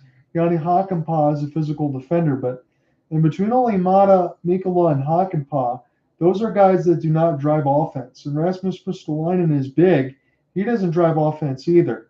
So it's really going to be put on Miro Heiskanen to try to get that done on the back end, because Esa Lindell's not a driver. So just one driver on the defensive side. You do have Mikko Rantanen, so the Moose will be busy, and Sebastian Aho is one of the best two-way centermen that we have in the league, alongside Alex Barkov. But between Joel Armia, that's thin, and Tom Lundell and Eetu Luostarinen are great for the Panthers' third line, but can they play better than that? I think the Finns might have a hard time scoring goals. Their goaltending is going to have to be the big point for them to figure things out. Here's one snub for me that I think is curious. I know Jonas Korpisalo hasn't had the greatest numbers throughout his career, but he's got plenty of experience, and consistency can be an issue because, again, in his 4 seasons with CBJ, he was at an 885. And that probably explains in itself the reason why he's not on the roster. But this year, 6-2-1 with the 240 goals against, 909 and 2 shutouts. Those numbers probably take a hit today, depending on if he loses the Kraken. But it's 286 career games played. I think the 30-year-old's got to be here. Again, if it's me, if you want to keep the kid in Ukko-Pekka Luukkonen in the roster to be able to get some experience and take some of that away, fine. You take Kevin Lankinen off the roster. Not fair to Lankinen because he's got more experience than Ukko, but still, I would find a way to put Korpisalo in on the roster. Can't do so now, but my guess would have been either taking Lincoln out or Pekka Luukkonen out. For Team Sweden, here are your forwards. This is a good group. Elias Lindholm of the Bruins, Willie Nylander of the Leafs, Lucas Raymond of the Red Wings, with Jesper Bratt on the Devils, and Mika Zibanejad of the Metro and the Rangers. For the Central, you have a couple. Philip Forsberg, original member with Gustav Nyquist, and Joel Eriksson Ek on the Wild. In the Pacific, this is where most of the Swedish players will come from here on the forward side. Victor Arvidsson of the Oilers. You got Leo Carlsson of the Ducks, and Vegas Golden Knights, Will Carlson, while Bill, with Adrian Kempe on the Kings and Elias Pettersson of the Canucks. The defensemen of the Atlantic are a lot of Swedes, and we know them well. Jonas Brodin of the Wild, Rasmus Dahlin of the Sabres, Victor Hedman of the Lightning, Gustav Forsling of the Panthers. In the Metro, you have Erik Karlsson. I should put Jonas Brodin in the Central. Rasmus Andersson of the Flames, who I'm glad is there, and Matthias Ekholm of the Oilers, because Rasmus has been one of the best Flames all year. He deserves to be in this roster. Swedes have some excellent goaltending. In the Atlantic, you got Linus Ullmark of the Sens, Jacob Markstrom now of the Devils in the Metro, and Philip Gustafsson of the Minnesota Wild. I don't have any snubs that I would think of the Swedish team, unless you want to say Jesperi Kotkaniemi. But they're going to go with experience with Gustav Nyquist, and I think that makes sense. You can pair him there with Lucas Raymond, and that might kind of jumpstart things, because he could be a second or third line forward that can still score you goals. Jacob Markstrom and Philip Gustafsson are really good netminders. I think Jacob Markstrom and Linus Ullmark have another level. I've seen Markstrom do that a lot of times with the Flames. And Linus Ullmark has been hot and cold with the Ottawa Senators, but Philip Gustafsson is going to be his net. I imagine Markstrom will be the backup, but when he plays, he'll be ready to go. I don't think goal scoring is going to be that much of an issue. They don't have a lot of size, though. Sweden's going to play with skill more so than size. What I want to see is Mika Zibanejad get a little bit of a reprieval and feel better than he has with the Rangers, as he gets the chance to play with guys like Lindholm, Raymond, Nylander, Jesper Bratt. So the defense core is good. You have, again, as we mentioned, in the mix of Victor Hedman, Rasmus Dahlin, who are big blue liners, Gustav Forsling, one of the best plus minus. So the defense is rock solid. Goal scoring is more skill, but they have speed. Sweden could win this whole thing. That's my dark horse, is Sweden. We're going to leave this with Team USA, though. Stars and Stripes. What do we got for forwards? In the Atlantic, it's Tkachuk from the Florida Panthers, Matthew Tkachuk. Austin Matthews, also an original member, alongside Matthew of the Leafs. Brady Tkachuk of the Sens. Jay Guentzel of the Lightning. So all of the Lightning top performers are all going to Four Nations face-off. And Dylan Larkin of my hometown Red Wings will draw in. So good to see Dylan Larkin get some recognition. For the New York Rangers in the Metro, it's Vinny Trocheck and Chris Kreider. It's Jack Hughes of the Devils and Brock Nelson of the Islanders. In the Central, Matt Boldy and Kyle Connor from the Wild and Jets, respectively. In the Pacific, Jack Eichel and JT Miller from the Golden Knights and Canucks. On defense, Charlie McAvoy of the Bruins, one of the original members, alongside U of M product, Zach Werenski of the Columbus Blue Jackets. It's had a fantastic year. Adam Fox and Jacob Slavin will be in the back end of the Metro from the Rangers and the Canes. Brock Faber of the Wild. It's good to see the young man from Minnesota playing with his hometown team, doing as well as he is. He plays first-line minutes. He's fantastic. Noah Hannafin, former Flame, now with the Golden Knights, will play for Team USA. And now Quinn Hughes from the Vancouver Canucks, former Michigan man. It'll be in goaltending. Jeremy Swayman of the Boston Bruins, Connor Hellebuck of the Jets, Jake Ottinger of the Dallas Stars. Couple snubs to tell you about, but they're ones that aren't playing at the level that they'd like to. You might notice that Jason Robertson of the Dallas Stars or Tage Thompson of the Sabres aren't here. They're not scoring enough goals right now, and they're not carrying offense. And this U.S. team that I look back up and down the lineup, unless you want to take out, and I would agree with you on this, Brock Nelson of the New York Islanders, to fit one of them in, you would have my argument, and I would agree with you. But there's not a lot of misses here on the forward side, unless you even want to go with JT Miller. I know he's been in the Players Assistance Program, but he's just too damn valuable on the center side, at worst to be a second, third liner that has a booming shot, can score goals, and knows how to play make. He's a complete centerman. So I think he needs to stay here in the mix for guys that need to continue to work on their offense. But here's the shocker. This may or may not be one to you, but I want to bring this to everybody's attention. Anthony Stolarz of the Toronto Maple Leafs, and when he was with the Panthers last year, has been nothing short of sensational. He's 9-5-2, 213 goals against, 928 save percentage, a shutout. His goals save above expected is a blistering 9.3, and he's not on the roster. Jeremy Swayman had a terrific year last year alongside Linus Ullmark when they were on the Bruins. Jeremy Swayman's not been terrific right now. I know it's not a ton of games for Anthony Stolarz, but he's been consistent where he's been. If you're going to swap somebody, it would have been Stolarz for Swayman. No question. You got Connor Hellebuyck, who's numero uno, with Jake. But Jake could even fight out number 2 with Anthony Stolarz, considering how good he's been. That's no disrespect to Jake Ottinger. I just think you got to give Stolarz his flowers. As Connor Hellebuyck, I will say this. For the United States, let's be honest, he's always the number 1. But when you have those games in the playoffs, haven't the Jets been an early exit? And Connor Hellebuyck has got lit up in the postseason. Postseason are big games. Four Nations face-off might be even bigger. He was giving up 6 and 7 spots to the Colorado Avalanche last year. That's not saying the Commerce, Michigan Township native isn't one of the best in the business, but Connor Hellebuyck is known for some stinkers, and why not bring in another goaltender that can also make things better if Swayman doesn't have it when you had Stolarz there? That's just me, but I do agree with Jason Robertson and Tage Thompson being off the roster, but it is a hard sell when you have Brock Nelson on there too. Not saying Brock Nelson's not a good player, but you could think about maybe taking out Brock Nelson or Chris Kreider, but they went with the experience over Tage Thompson, who was one of those guys that can absolutely snipe.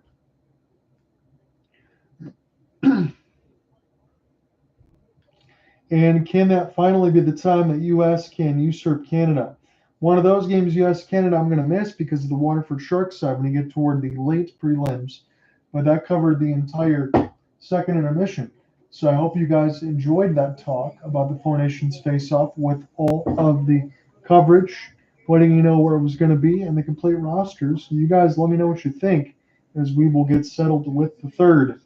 So 2 full post-game, or 2 intermissions, I should say, with this.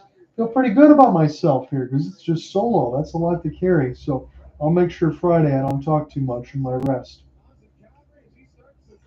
5 goals in that second period as Nazem Kadri wins another draw. He has been so good in that today. As Kadri now trying to get around Darren Radish.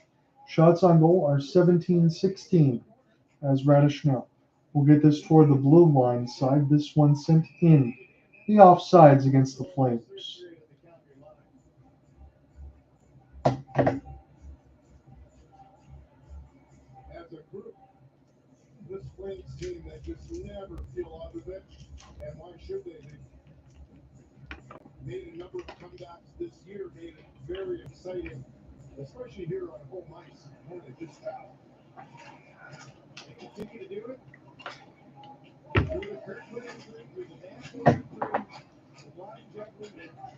Another face-off to the neutral zone, won by the Flames. They'll start this one now in their own end as Cirelli will steal. 19-20 as we're just going on in the third. John here with you at the Scotiabank Saddledome. It's been a good game. Loose out in front, and Hagel's going to snipe this one home. That was a nothing play. It bounced out in front, and Hagel got a stick on it. Thinking what it went off Miramanov or Uyghur. I'm going to have to take another look at it. But the Flames try to clear it out of their own zone. They can't do it. Let me take another look at this. So Uyghur flips it to Miramanov. It stays in, bounces right to Hagel in front of the slot. And he just roofs that thing past Dan Vladar. And now the Tampa lead is back up by 2. And again, we just profiled the Four Nations face-off in the second intermission. Every single one of these guys for the Tampa Bay Lightning that are honored, they're just continuing to do the damage. That's why Team Canada's loaded. This is Hagel now. Send this one out again out in front, and this one will get picked off. Picked up now for Sharon Govich. stayed on side. Connor Zary tried to find it. So his 13th of the season for Hagel. 43 seconds in the period from Cirelli as the Bolts go back up by 2. All sorts of goals in this game as it's 5-3. This one's sent back down to Jake. Jake will start this again. The left side red line. Now Nick Perbix is Sharangovich. Just soft little nudge there. And this will to be a long flip across the left side red line. Will stay in play. The John Cooper squad will take their change. Shots on goal are just 18-16, but Dan Bladar has given up 5. And honestly, a lot of the games that they call, I don't know how many of those you could actually save. This one now picked off again. Flames will elect to hold as Dan Bladar. And Rasmus Anderson, a little bit tied up as Michael Esamon tried to get a piece and knock it away from Vladar. It was a little extracurricular, but that's the first we got all day. This period brought to you by Toyota RAV4. There's more out there to experience. Well, let's take a look at this play. It looked to me like it wasn't a clean field by Dan Bladar. The puck kind of got away from him, so Esamon, he did for a brief second see a loose puck. And so that's why Rasmus Anderson took exception to that, but I was so close. It's started the last 6 games for Dan Bladar, so he's been on a bit of a run in the Calgary Flames net. Off the dive, Santini, distance mark. Hagel, take advantage, and hits that one first in the Calgary zone. Up ice is Stewart, gonna make a race for this one, that'll be ice against Calgary. Let's take a look at Dan Bladar's numbers at home the last 2 seasons. Last year it's a game under 500, goals against 3.14. Save percentage pretty good. This season, above one game above 500, really good goals against that. Great save percentage, and there's the 2 shutouts. So the win-loss record doesn't really show it, but there's a big improvement by his numbers. And he handles this shot off the point blast for Brayden. Shot in off the point blast from Radish. Here are the Lightning now. They're trying to go up by 3 goals as Kucherov will get this one back to Darren Radish. Point. One more. Now to Radish. Fakes the slapper. Kucherov fans on it. This gets partially blocked. Now sent back in as it bounces off a leaker from Cirelli and picked up now Ryan Lomberg. Good back pass as the Flames of Walker Dewar able to get out of their own zone. Here's the finish there. Rooney gets a little bit of a hold. That one's not called. As Guentzel able to get it ahead now for the Bolts. He's still working. Kucherov dances, but this gets sticked away by Brayden Hall, and the Bolts will have to send this one back in. Last regulation win was a long time ago. It said 2018, I thought I saw, but I have to look at that again. As this is Rasmus Anderson now, and toward the right side red line. This is picked up by Tampa, and this will be flipped into the zone. Again, 5-3. Brandon Hagel has got the latest from Anthony Cirelli, 43 seconds into the third. Across the right side wall, turned over. Here are the Bolts. They don't shoot. This is now picked up by the Flames. We'll survey. Off the front skate is Michael Backlund. Let's have the defenders take a change. And now Backlund will go off himself. Long outstretched pass from 100. This one sent in by Coronado. Huberdeau tried to give chase. He opened the scoring. And then the Lightning scored 4 straight after that. It is now 5-3. Here is an opportunity for Hall. Is this one here for Kadri? Now Hall will finish off a push. Here is Chafee, spin and turn near the right side red line. This will be left here a couple of times for the Lightning, but it's not cleared out. They will take an extra stick drag, and up the backhand is Nick Paul. His deflected attempt goes all the way back to the neutral zone, where the Lightning get a chance to start again. Start this one again for Gake and Clavis, as this one's flipped in by the Bolts. Connor Zary try to get to it first, as this is still very busy and behind the office of Dan Bladar. They kept in high slot. McDonough get this extra pass across, and the slap shot gets tipped. Michael Esamont turnaround shot. This gets deflected. Connor Zary trying to get him on a breakaway. Good back pass. Zary tried to find Sharangovich, played it between his legs, but this goes right to the slot, right to Tampa. Sent back down. Race for Mackenzie Weegar, busting his behind. But they're going to say Tampa gets there first. Easemont gets absolutely upended. And now Rasmus Anderson. I think Easemont's going to have some words with the referee. I don't blame him, as this goes back around the inboards. No power plays for the Flames in this one, just 2 for Tampa. They scored on both. We're at the 15-minute marker of the third. John, with you on the call. At Scotiabank Saddledome, it's 5-3 Tampa. A couple power play goals have been a difference. This is now intercepted by Coleman. Across the blue line, here's Ball. Here's a pass across. Right side, give back to Kevin Ball. This will be fed in, trying to find Coleman, who cut, but this bounces off a sauce pass. Now picked up left side, red line. Here is Kucherov. Kucherov now for Guentzel, but that's too far. Guentzel will take his change. Is Calgary going to try to take this right to left for the rest of this third? Shots on goal 2016 captaincy Backlund. We'll put this. It's blocker to side there by Vasilevsky. Now toward the right side is Miramonov. Coronado will send this one. It's a bouncing puck. It goes over Weegar's head. Look out here. Here's an opportunity now. Off the chance for Geekie. He tried to sit it on in front. He had a lot of speed. That caught Weegar by surprise. And as a result, he cannot. I thought it was going to be icing, but they're going to still say no. Now they finally call it dead. I think they're going to need to put some extra seconds on the clock. But who knows? It says 13:56. Probably should have been whistled at 14:01. That's why I was a little hesitant. So we had a pretty good game so far. Still got more to go here, but we talked about the New York Rangers in the intermission. We profiled Four Nations face-off. We gave you 2 intermission topics and a game that I'm leading all by myself today. So it's not often that I give you a fully loaded intermission because it does kind of kill the voice pipes, but there was too much stuff to talk about. If you do miss any of that, you can listen to that when it gets uploaded here about another hour once this game is done.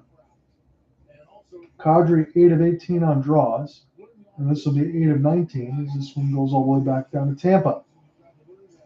This will be sent back for McDonough. McDonough with Perbix on his back end line, and Nick Perbix sent it in for Nick Paul. Paul will use it to the right side glass. Bean. It's a nutmeg pass. It'll work out to Jonathan Huberdeau. Outstretched feed for Nazem Kadri, right wing. Slows up. He's waiting. It's Bean, right in stride. Saved by Vasilevsky. Back pass. Huberdeau gets denied in tight by the left pad of the Big Cat. We'll start this one again from Clavis. This goes off of Paul's stick. Huberdeau loses it. It's 1-on-2. Nick Paul inside out move. He's trying to buy some time near the right side red line. Paul on his forehand. This will go to the high slot. Dan Vladar trying to find the puck between his screen, but it's right in Huberdeau's hands. Here is Rooney now in off the change. Vasilevsky will leave it. Intercepted almost by the Flames. They will now, but Dewar I don't think can hold. Ball's trying to just run in and get a stick chop. This is the Lightning. Send it back around. Littleberg gets punished a little bit, and a big hit there for the Flames delivered by Lomberg. Here's Luke Glendening. Glendening will bounce this one. It's dangerous. Vladar was handcuffed for a moment as this goes behind his cage. Lightning with the puck possession. Santini has got it. We'll send this back around for Glendening. Michael Easemont near the left side red line as this is now Flames. Start this one from 50. Dewar. This goes too far for Lomberg. Pass was too hard. This will be sent back down. And now Miramonov, the former Vegas Golden Knight. Start this one again for Calgary. Got about 12 minutes left to go in the third. Sharon Govich near the right side wall. There's a broken stick shaft and behind the net of Vasilevsky as Miramonov will intercept in his own end. Weegar able to get this one ahead and pick it up now. Flames try to stay on side, and Weegar will safely gain the red and flip it in. Here is Kuzmenko. Try to find it now for Zary. Send it hard along the wall. High slot now. Sharon Govich. This is kept in. No, it's not now. Weegar offsides. 11:37 left to go in the third. We'll go to break.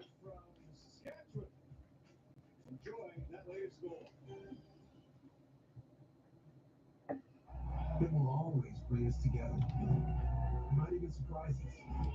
More often than not, it's a belief. And no matter where you are, it's with you. Toxic chemicals endanger one of the most fragile ecosystems on the planet. When you vape, you may be exposing your lungs to toxic chemicals.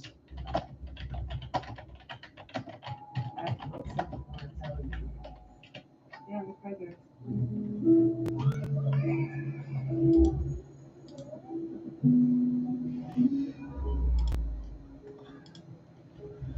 So type this latest one in. We'll keep the box scores updated live. That's not something I'm usually able to do, but as we're on our own today, it allows me to be able to get all the other particulars squared away when I normally get it back and forth off the crosstalk. So Hagel, going to make sure here that he's the only one that hasn't been on the score sheet yet for Anthony Cirelli, who's already been there. So Hagel from Cirelli, that was 43 seconds into the third. And that's the only one of the third right now, as it's still 5-3 with 11:37 left to go in the third. John Hunter with you on the call. We're in a commercial break. Appreciate anyone hanging out throughout this broadcast. I will be back on Saturday once this is done, alongside Alec Nava for the NBA Cup semifinal between the Rockets and the Oklahoma City Thunder. One more time on Tuesday, and then back to Thursday again for NHL coverage before my doubleheader with the Waterford Sharks on Saturday and Sunday on site. So I'll be a busy man starting next week.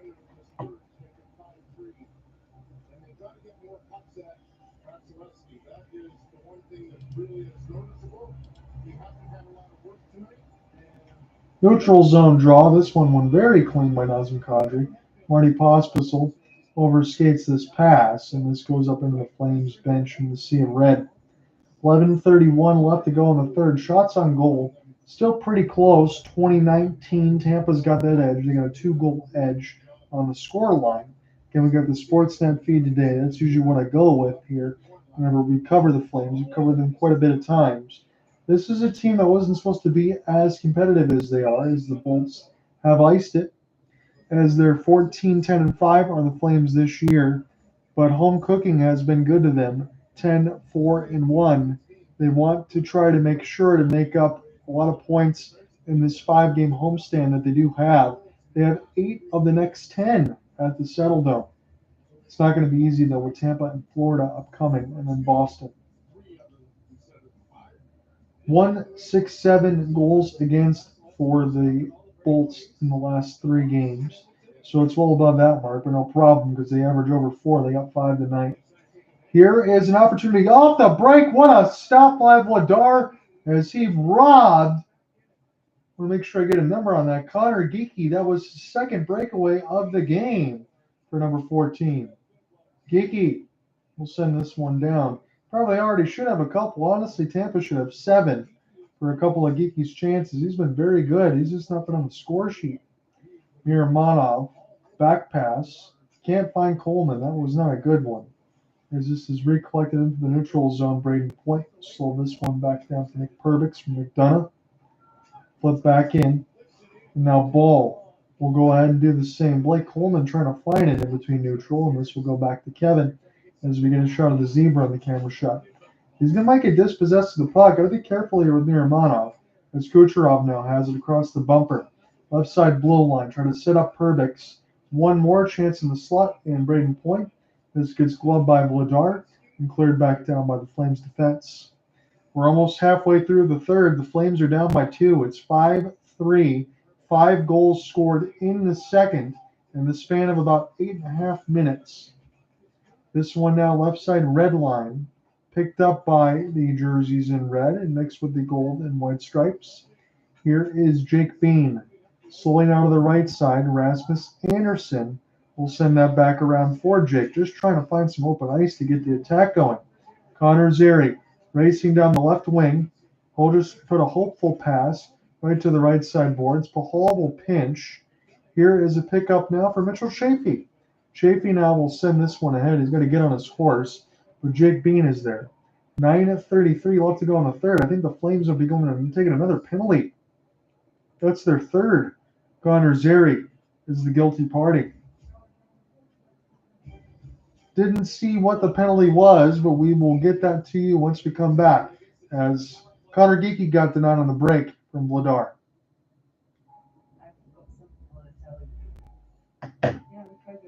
Once that gets updated on the ESPN box, we get back to live play, I will give you the update as far as the penalty.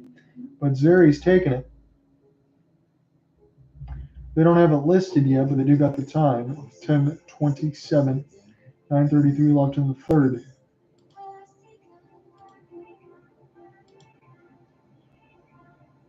Ask your doctor about Forxiga.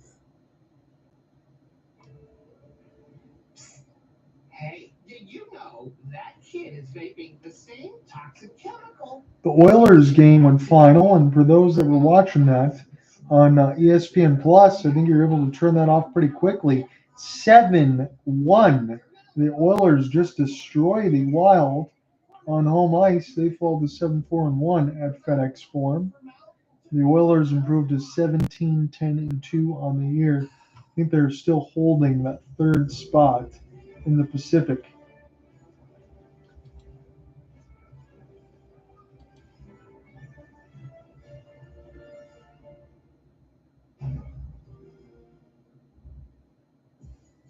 Play this season with Hisense 100-inch TVs, up to 40% off. Get a slam dunk deal this holiday season. You're going to need a bigger Christmas tree. Win the holidays with Hisense. Connor Terry, 2 minutes for interference, excuse me. So interference going to be the call. Yeah, he sideswiped Mitchell Chafee trying to get that puck. So give him a little bit of a bump there. Really was not needed for Connor Zeri. And the ref says, you know what? We're just going to have to call you on that one. Zeri going to shake his head. But that was the right call. So Calgary does not have a power play in this game. 9:33 left to go in the third. This is Tampa's third. They've already scored twice. 2 for 2 with 3 shots. They do it again, they'll be dead set at 100%, and that percentage will boom for sure. Kucherov, he loves to shoot in the right dot. This is stopped by the blocker of Vladar. That was set up there for Darren Radish. Radish high slot. Now, Kucherov, oh my goodness, that was wide open in the right side dot, but he fumbled it between his skate blade. Kucherov now again. Vladar was anticipating and the mesh was open. Hagel will leave it now. Radish will send it around. Kucherov off the back skate will recollect and make a smart play. Here is Brayden Point. He's already found the score sheet a couple times. Now toward the right, it's Hagel. Hagel in behind the horn. They try to find Kucherov, but he gets pinned by Rasmus Anderson. Flames try to clear it out, and they will. Michael Backlund, he's got speed. Backlund, but he didn't see Kucherov behind him. And now Brayden Point start this one again for Nikita. Nikita find the entry, a little dipsy doodle, leave it, back in. Oh, what a finish! Kucherov sets up Guentzel. It's 6-3. That was absolutely nasty from Nikita Kucherov. And you know what? He slows it up enough to kind of catch everybody off guard. They don't pay attention to Jake Guentzel as Nikita Kucherov dispossesses Backlund of the puck, and then in the other way, gets in between 3 flames, and Guentzel backhand roof job. That was gross. And Guentzel says, you know what, man, that was an unbelievable play. Dan Vladar, nothing he's going to be able to do there.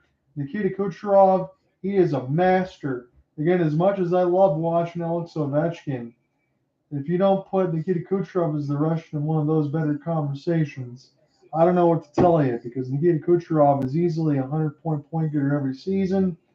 He has just got a 6 set of hands, and he's got a 6th sense of where his teammates are going to be.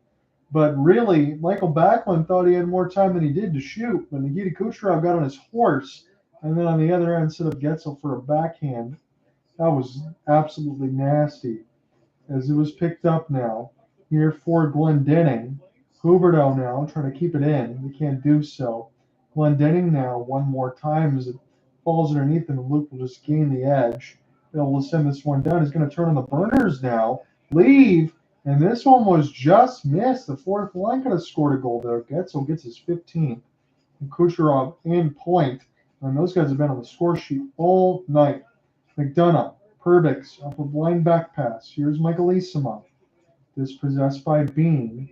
And the Flames see if they can get this out here, as it's Nazem Kadri will send this one down. Vasilevsky will elect to play. 7:25 up to go in the third. This will be sent all the way down to Dan Vladar. It'll hit him, so Miramon will be able to keep it going. Kuzmenko a little bit too far. And now Reddish will find the interception.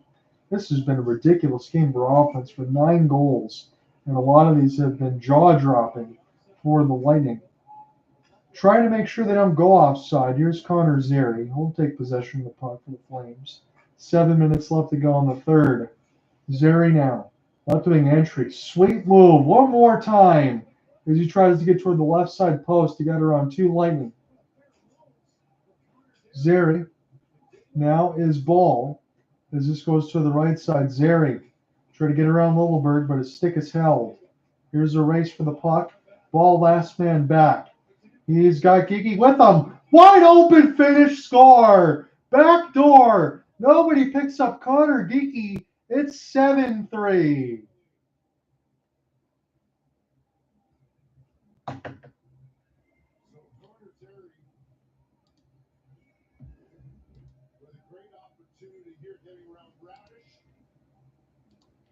Tries to get around Littleburg, and Cirelli makes a defensive play, and this pretty much wraps it up for Tampa. Just a nice empty netter.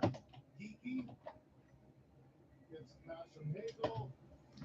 They get a 2-on-1 down low. That's what everybody's trying to do. Outman everybody down low. He scores. That's kind of only fitting for Geeky. He had so many opportunities tonight. That's his 50th season. And Calgary showing their frustration a little bit as whistle blows as Hall an extra little shove. That was a tired group of Flames, all 4 of them. Yeah, they were. High ball coming up the ice. Yeah.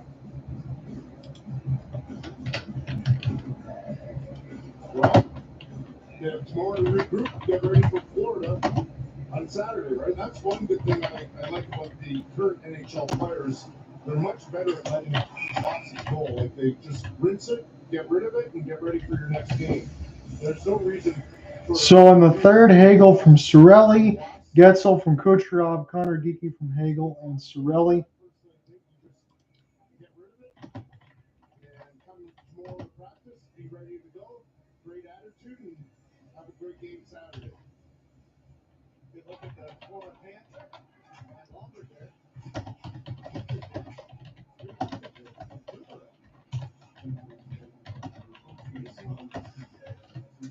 I'm going to get back in the play-by-play in 1 second.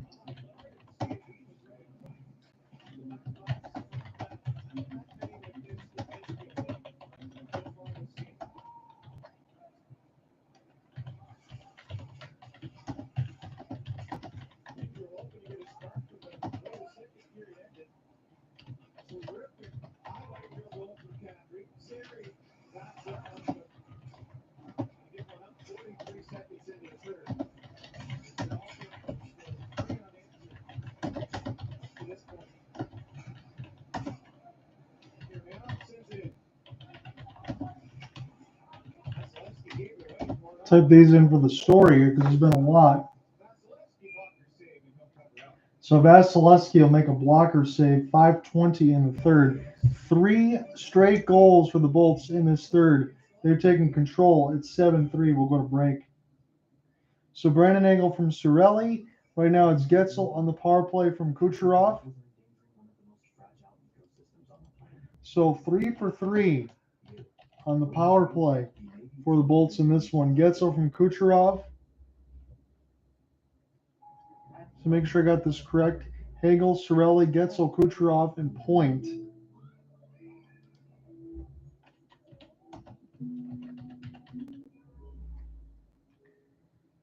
And then Geeky from Hagel and Cirelli.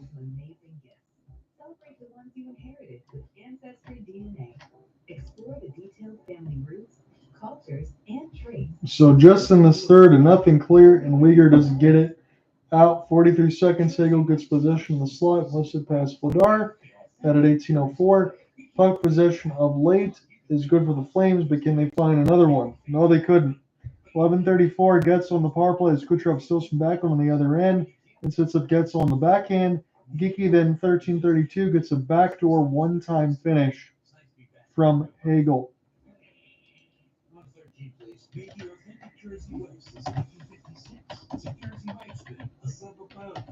Regardless of the result today, with the amount of goals that we've seen, the type of goals that we've seen, this has been a game that I'm glad I didn't miss. Because this has just been absolute highlights. Just beautiful goals there for the Tampa Bay Lightning. For Calgary, again, you need to be able to brush this off. The 3 goals have been your high point. But as I talked about a little bit in the pregame for the Flames, I mean, they've been giving up a lot of these games. They give up 6 goals to Columbus, 6 goals to Pittsburgh, 6 goals in the mix for a couple other teams. They're starting to not get the goaltending they've been getting early throughout the year. And if that continues, the Flames won't be a playoff team. They've got to get better goaltending than this, but they've also can't give up some of these gaps. But right now, Woodar on the hook for all 7. He's going to play this whole game. So check back into the live play-by-play. 5:10 left to go in the third. This one is all but over from the latest run now from the Tampa Bay Lightning. They've scored 3 straight at 7-3. This one now kept in by Weegar, but he's going to go back now. Nazem Kadri will play this off the backboards for Daniel Miramonov. Marty Pospisil toward the right side line, as this will be lifted and swiped away from him. Now Kadri will go ahead and locate. Here from ball, Jonathan Huberdeau one more time, as this will go all the way back to Rasmus Anderson. The forwards will take a change. Shots on goal are just 25-21, but this scoreboard slanted. 7-3 Tampa. Coleman off the spin. Leave now from Backlund. Here's an opportunity. This one is saved by Vasilevsky. Coronado let that one go. We'll pick it up now near the left side red line. Goes back the ball. 4:10 left to go in the third. And they pretty much need a goal a minute right now if Calgary wants to get back into this. Coleman. Now to the left side red line. This will be kept in. Big hit against Coronado, but he stays on his feet as a lot of the fans have already started leaving their seats.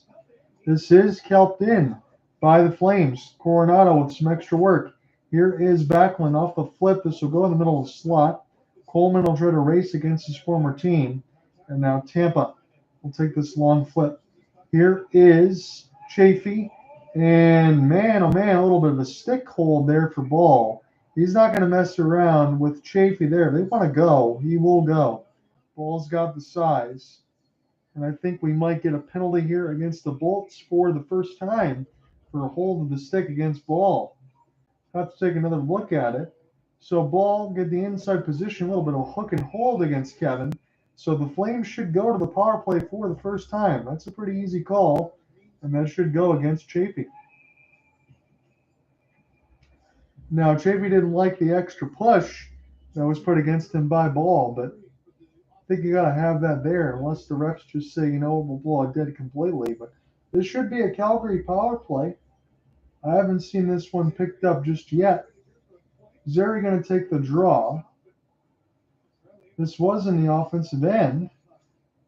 And I guess they'll just say the puck possession off on the ice. That's what they're going to call. So Calgary still doesn't have a power play in this game. Tampa 3 for 3. I thought they could have had one there. This one for Stortini goes wide. Now right in front of the goal mouth was Tampa. As this one picked up now for Igor. Igor tried to leave this for Kuz. And this one will go just wide. Again, Kuzmenko on the third line with Igor. So we're not seeing some of those predominant names from New Jersey and Vancouver, respectively, carry offense as they did last year. And as a result, they're sitting on the third line, not playing as well. 3 minutes left to go in the third. John out here with you in this call. I know Dan Vladar is on the hook for all 7, but maybe 3 of those are his fault. Tampa's got 7. Calgary's got many as 3, and that's even hard for me to say that. I feel like I play Dan Vladar apologist anytime that we do these calls, but it's breaks. It's power plays. It's stuff like that that can't be stopped in the middle of the slot when you have guys like Point Kucherov teeing off with Cirelli. 2:50 left in this third.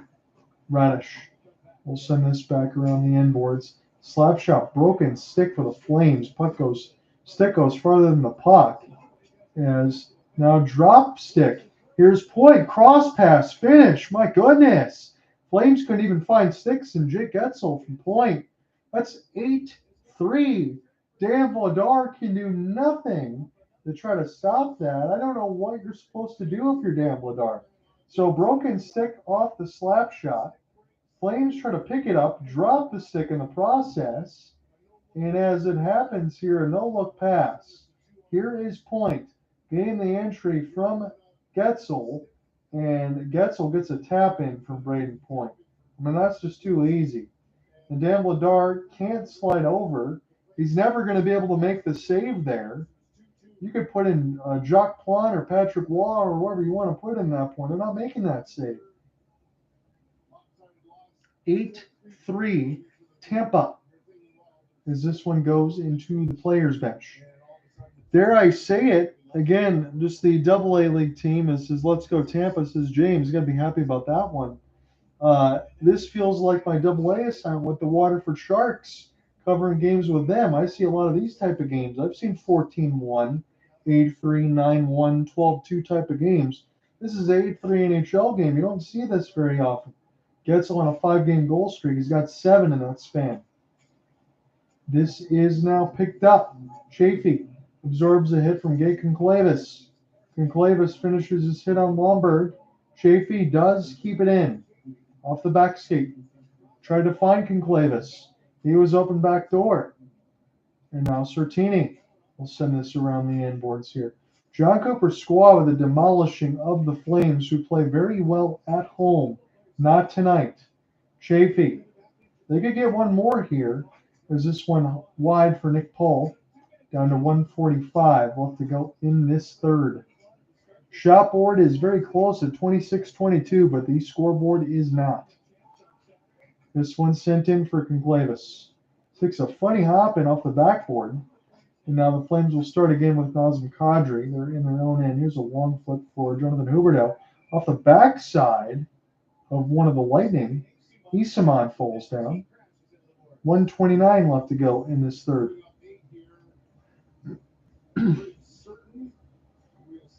Young man Saturday night versus Florida Panthers. Dustin Wolf, you take a look at his numbers here at home, 7-1.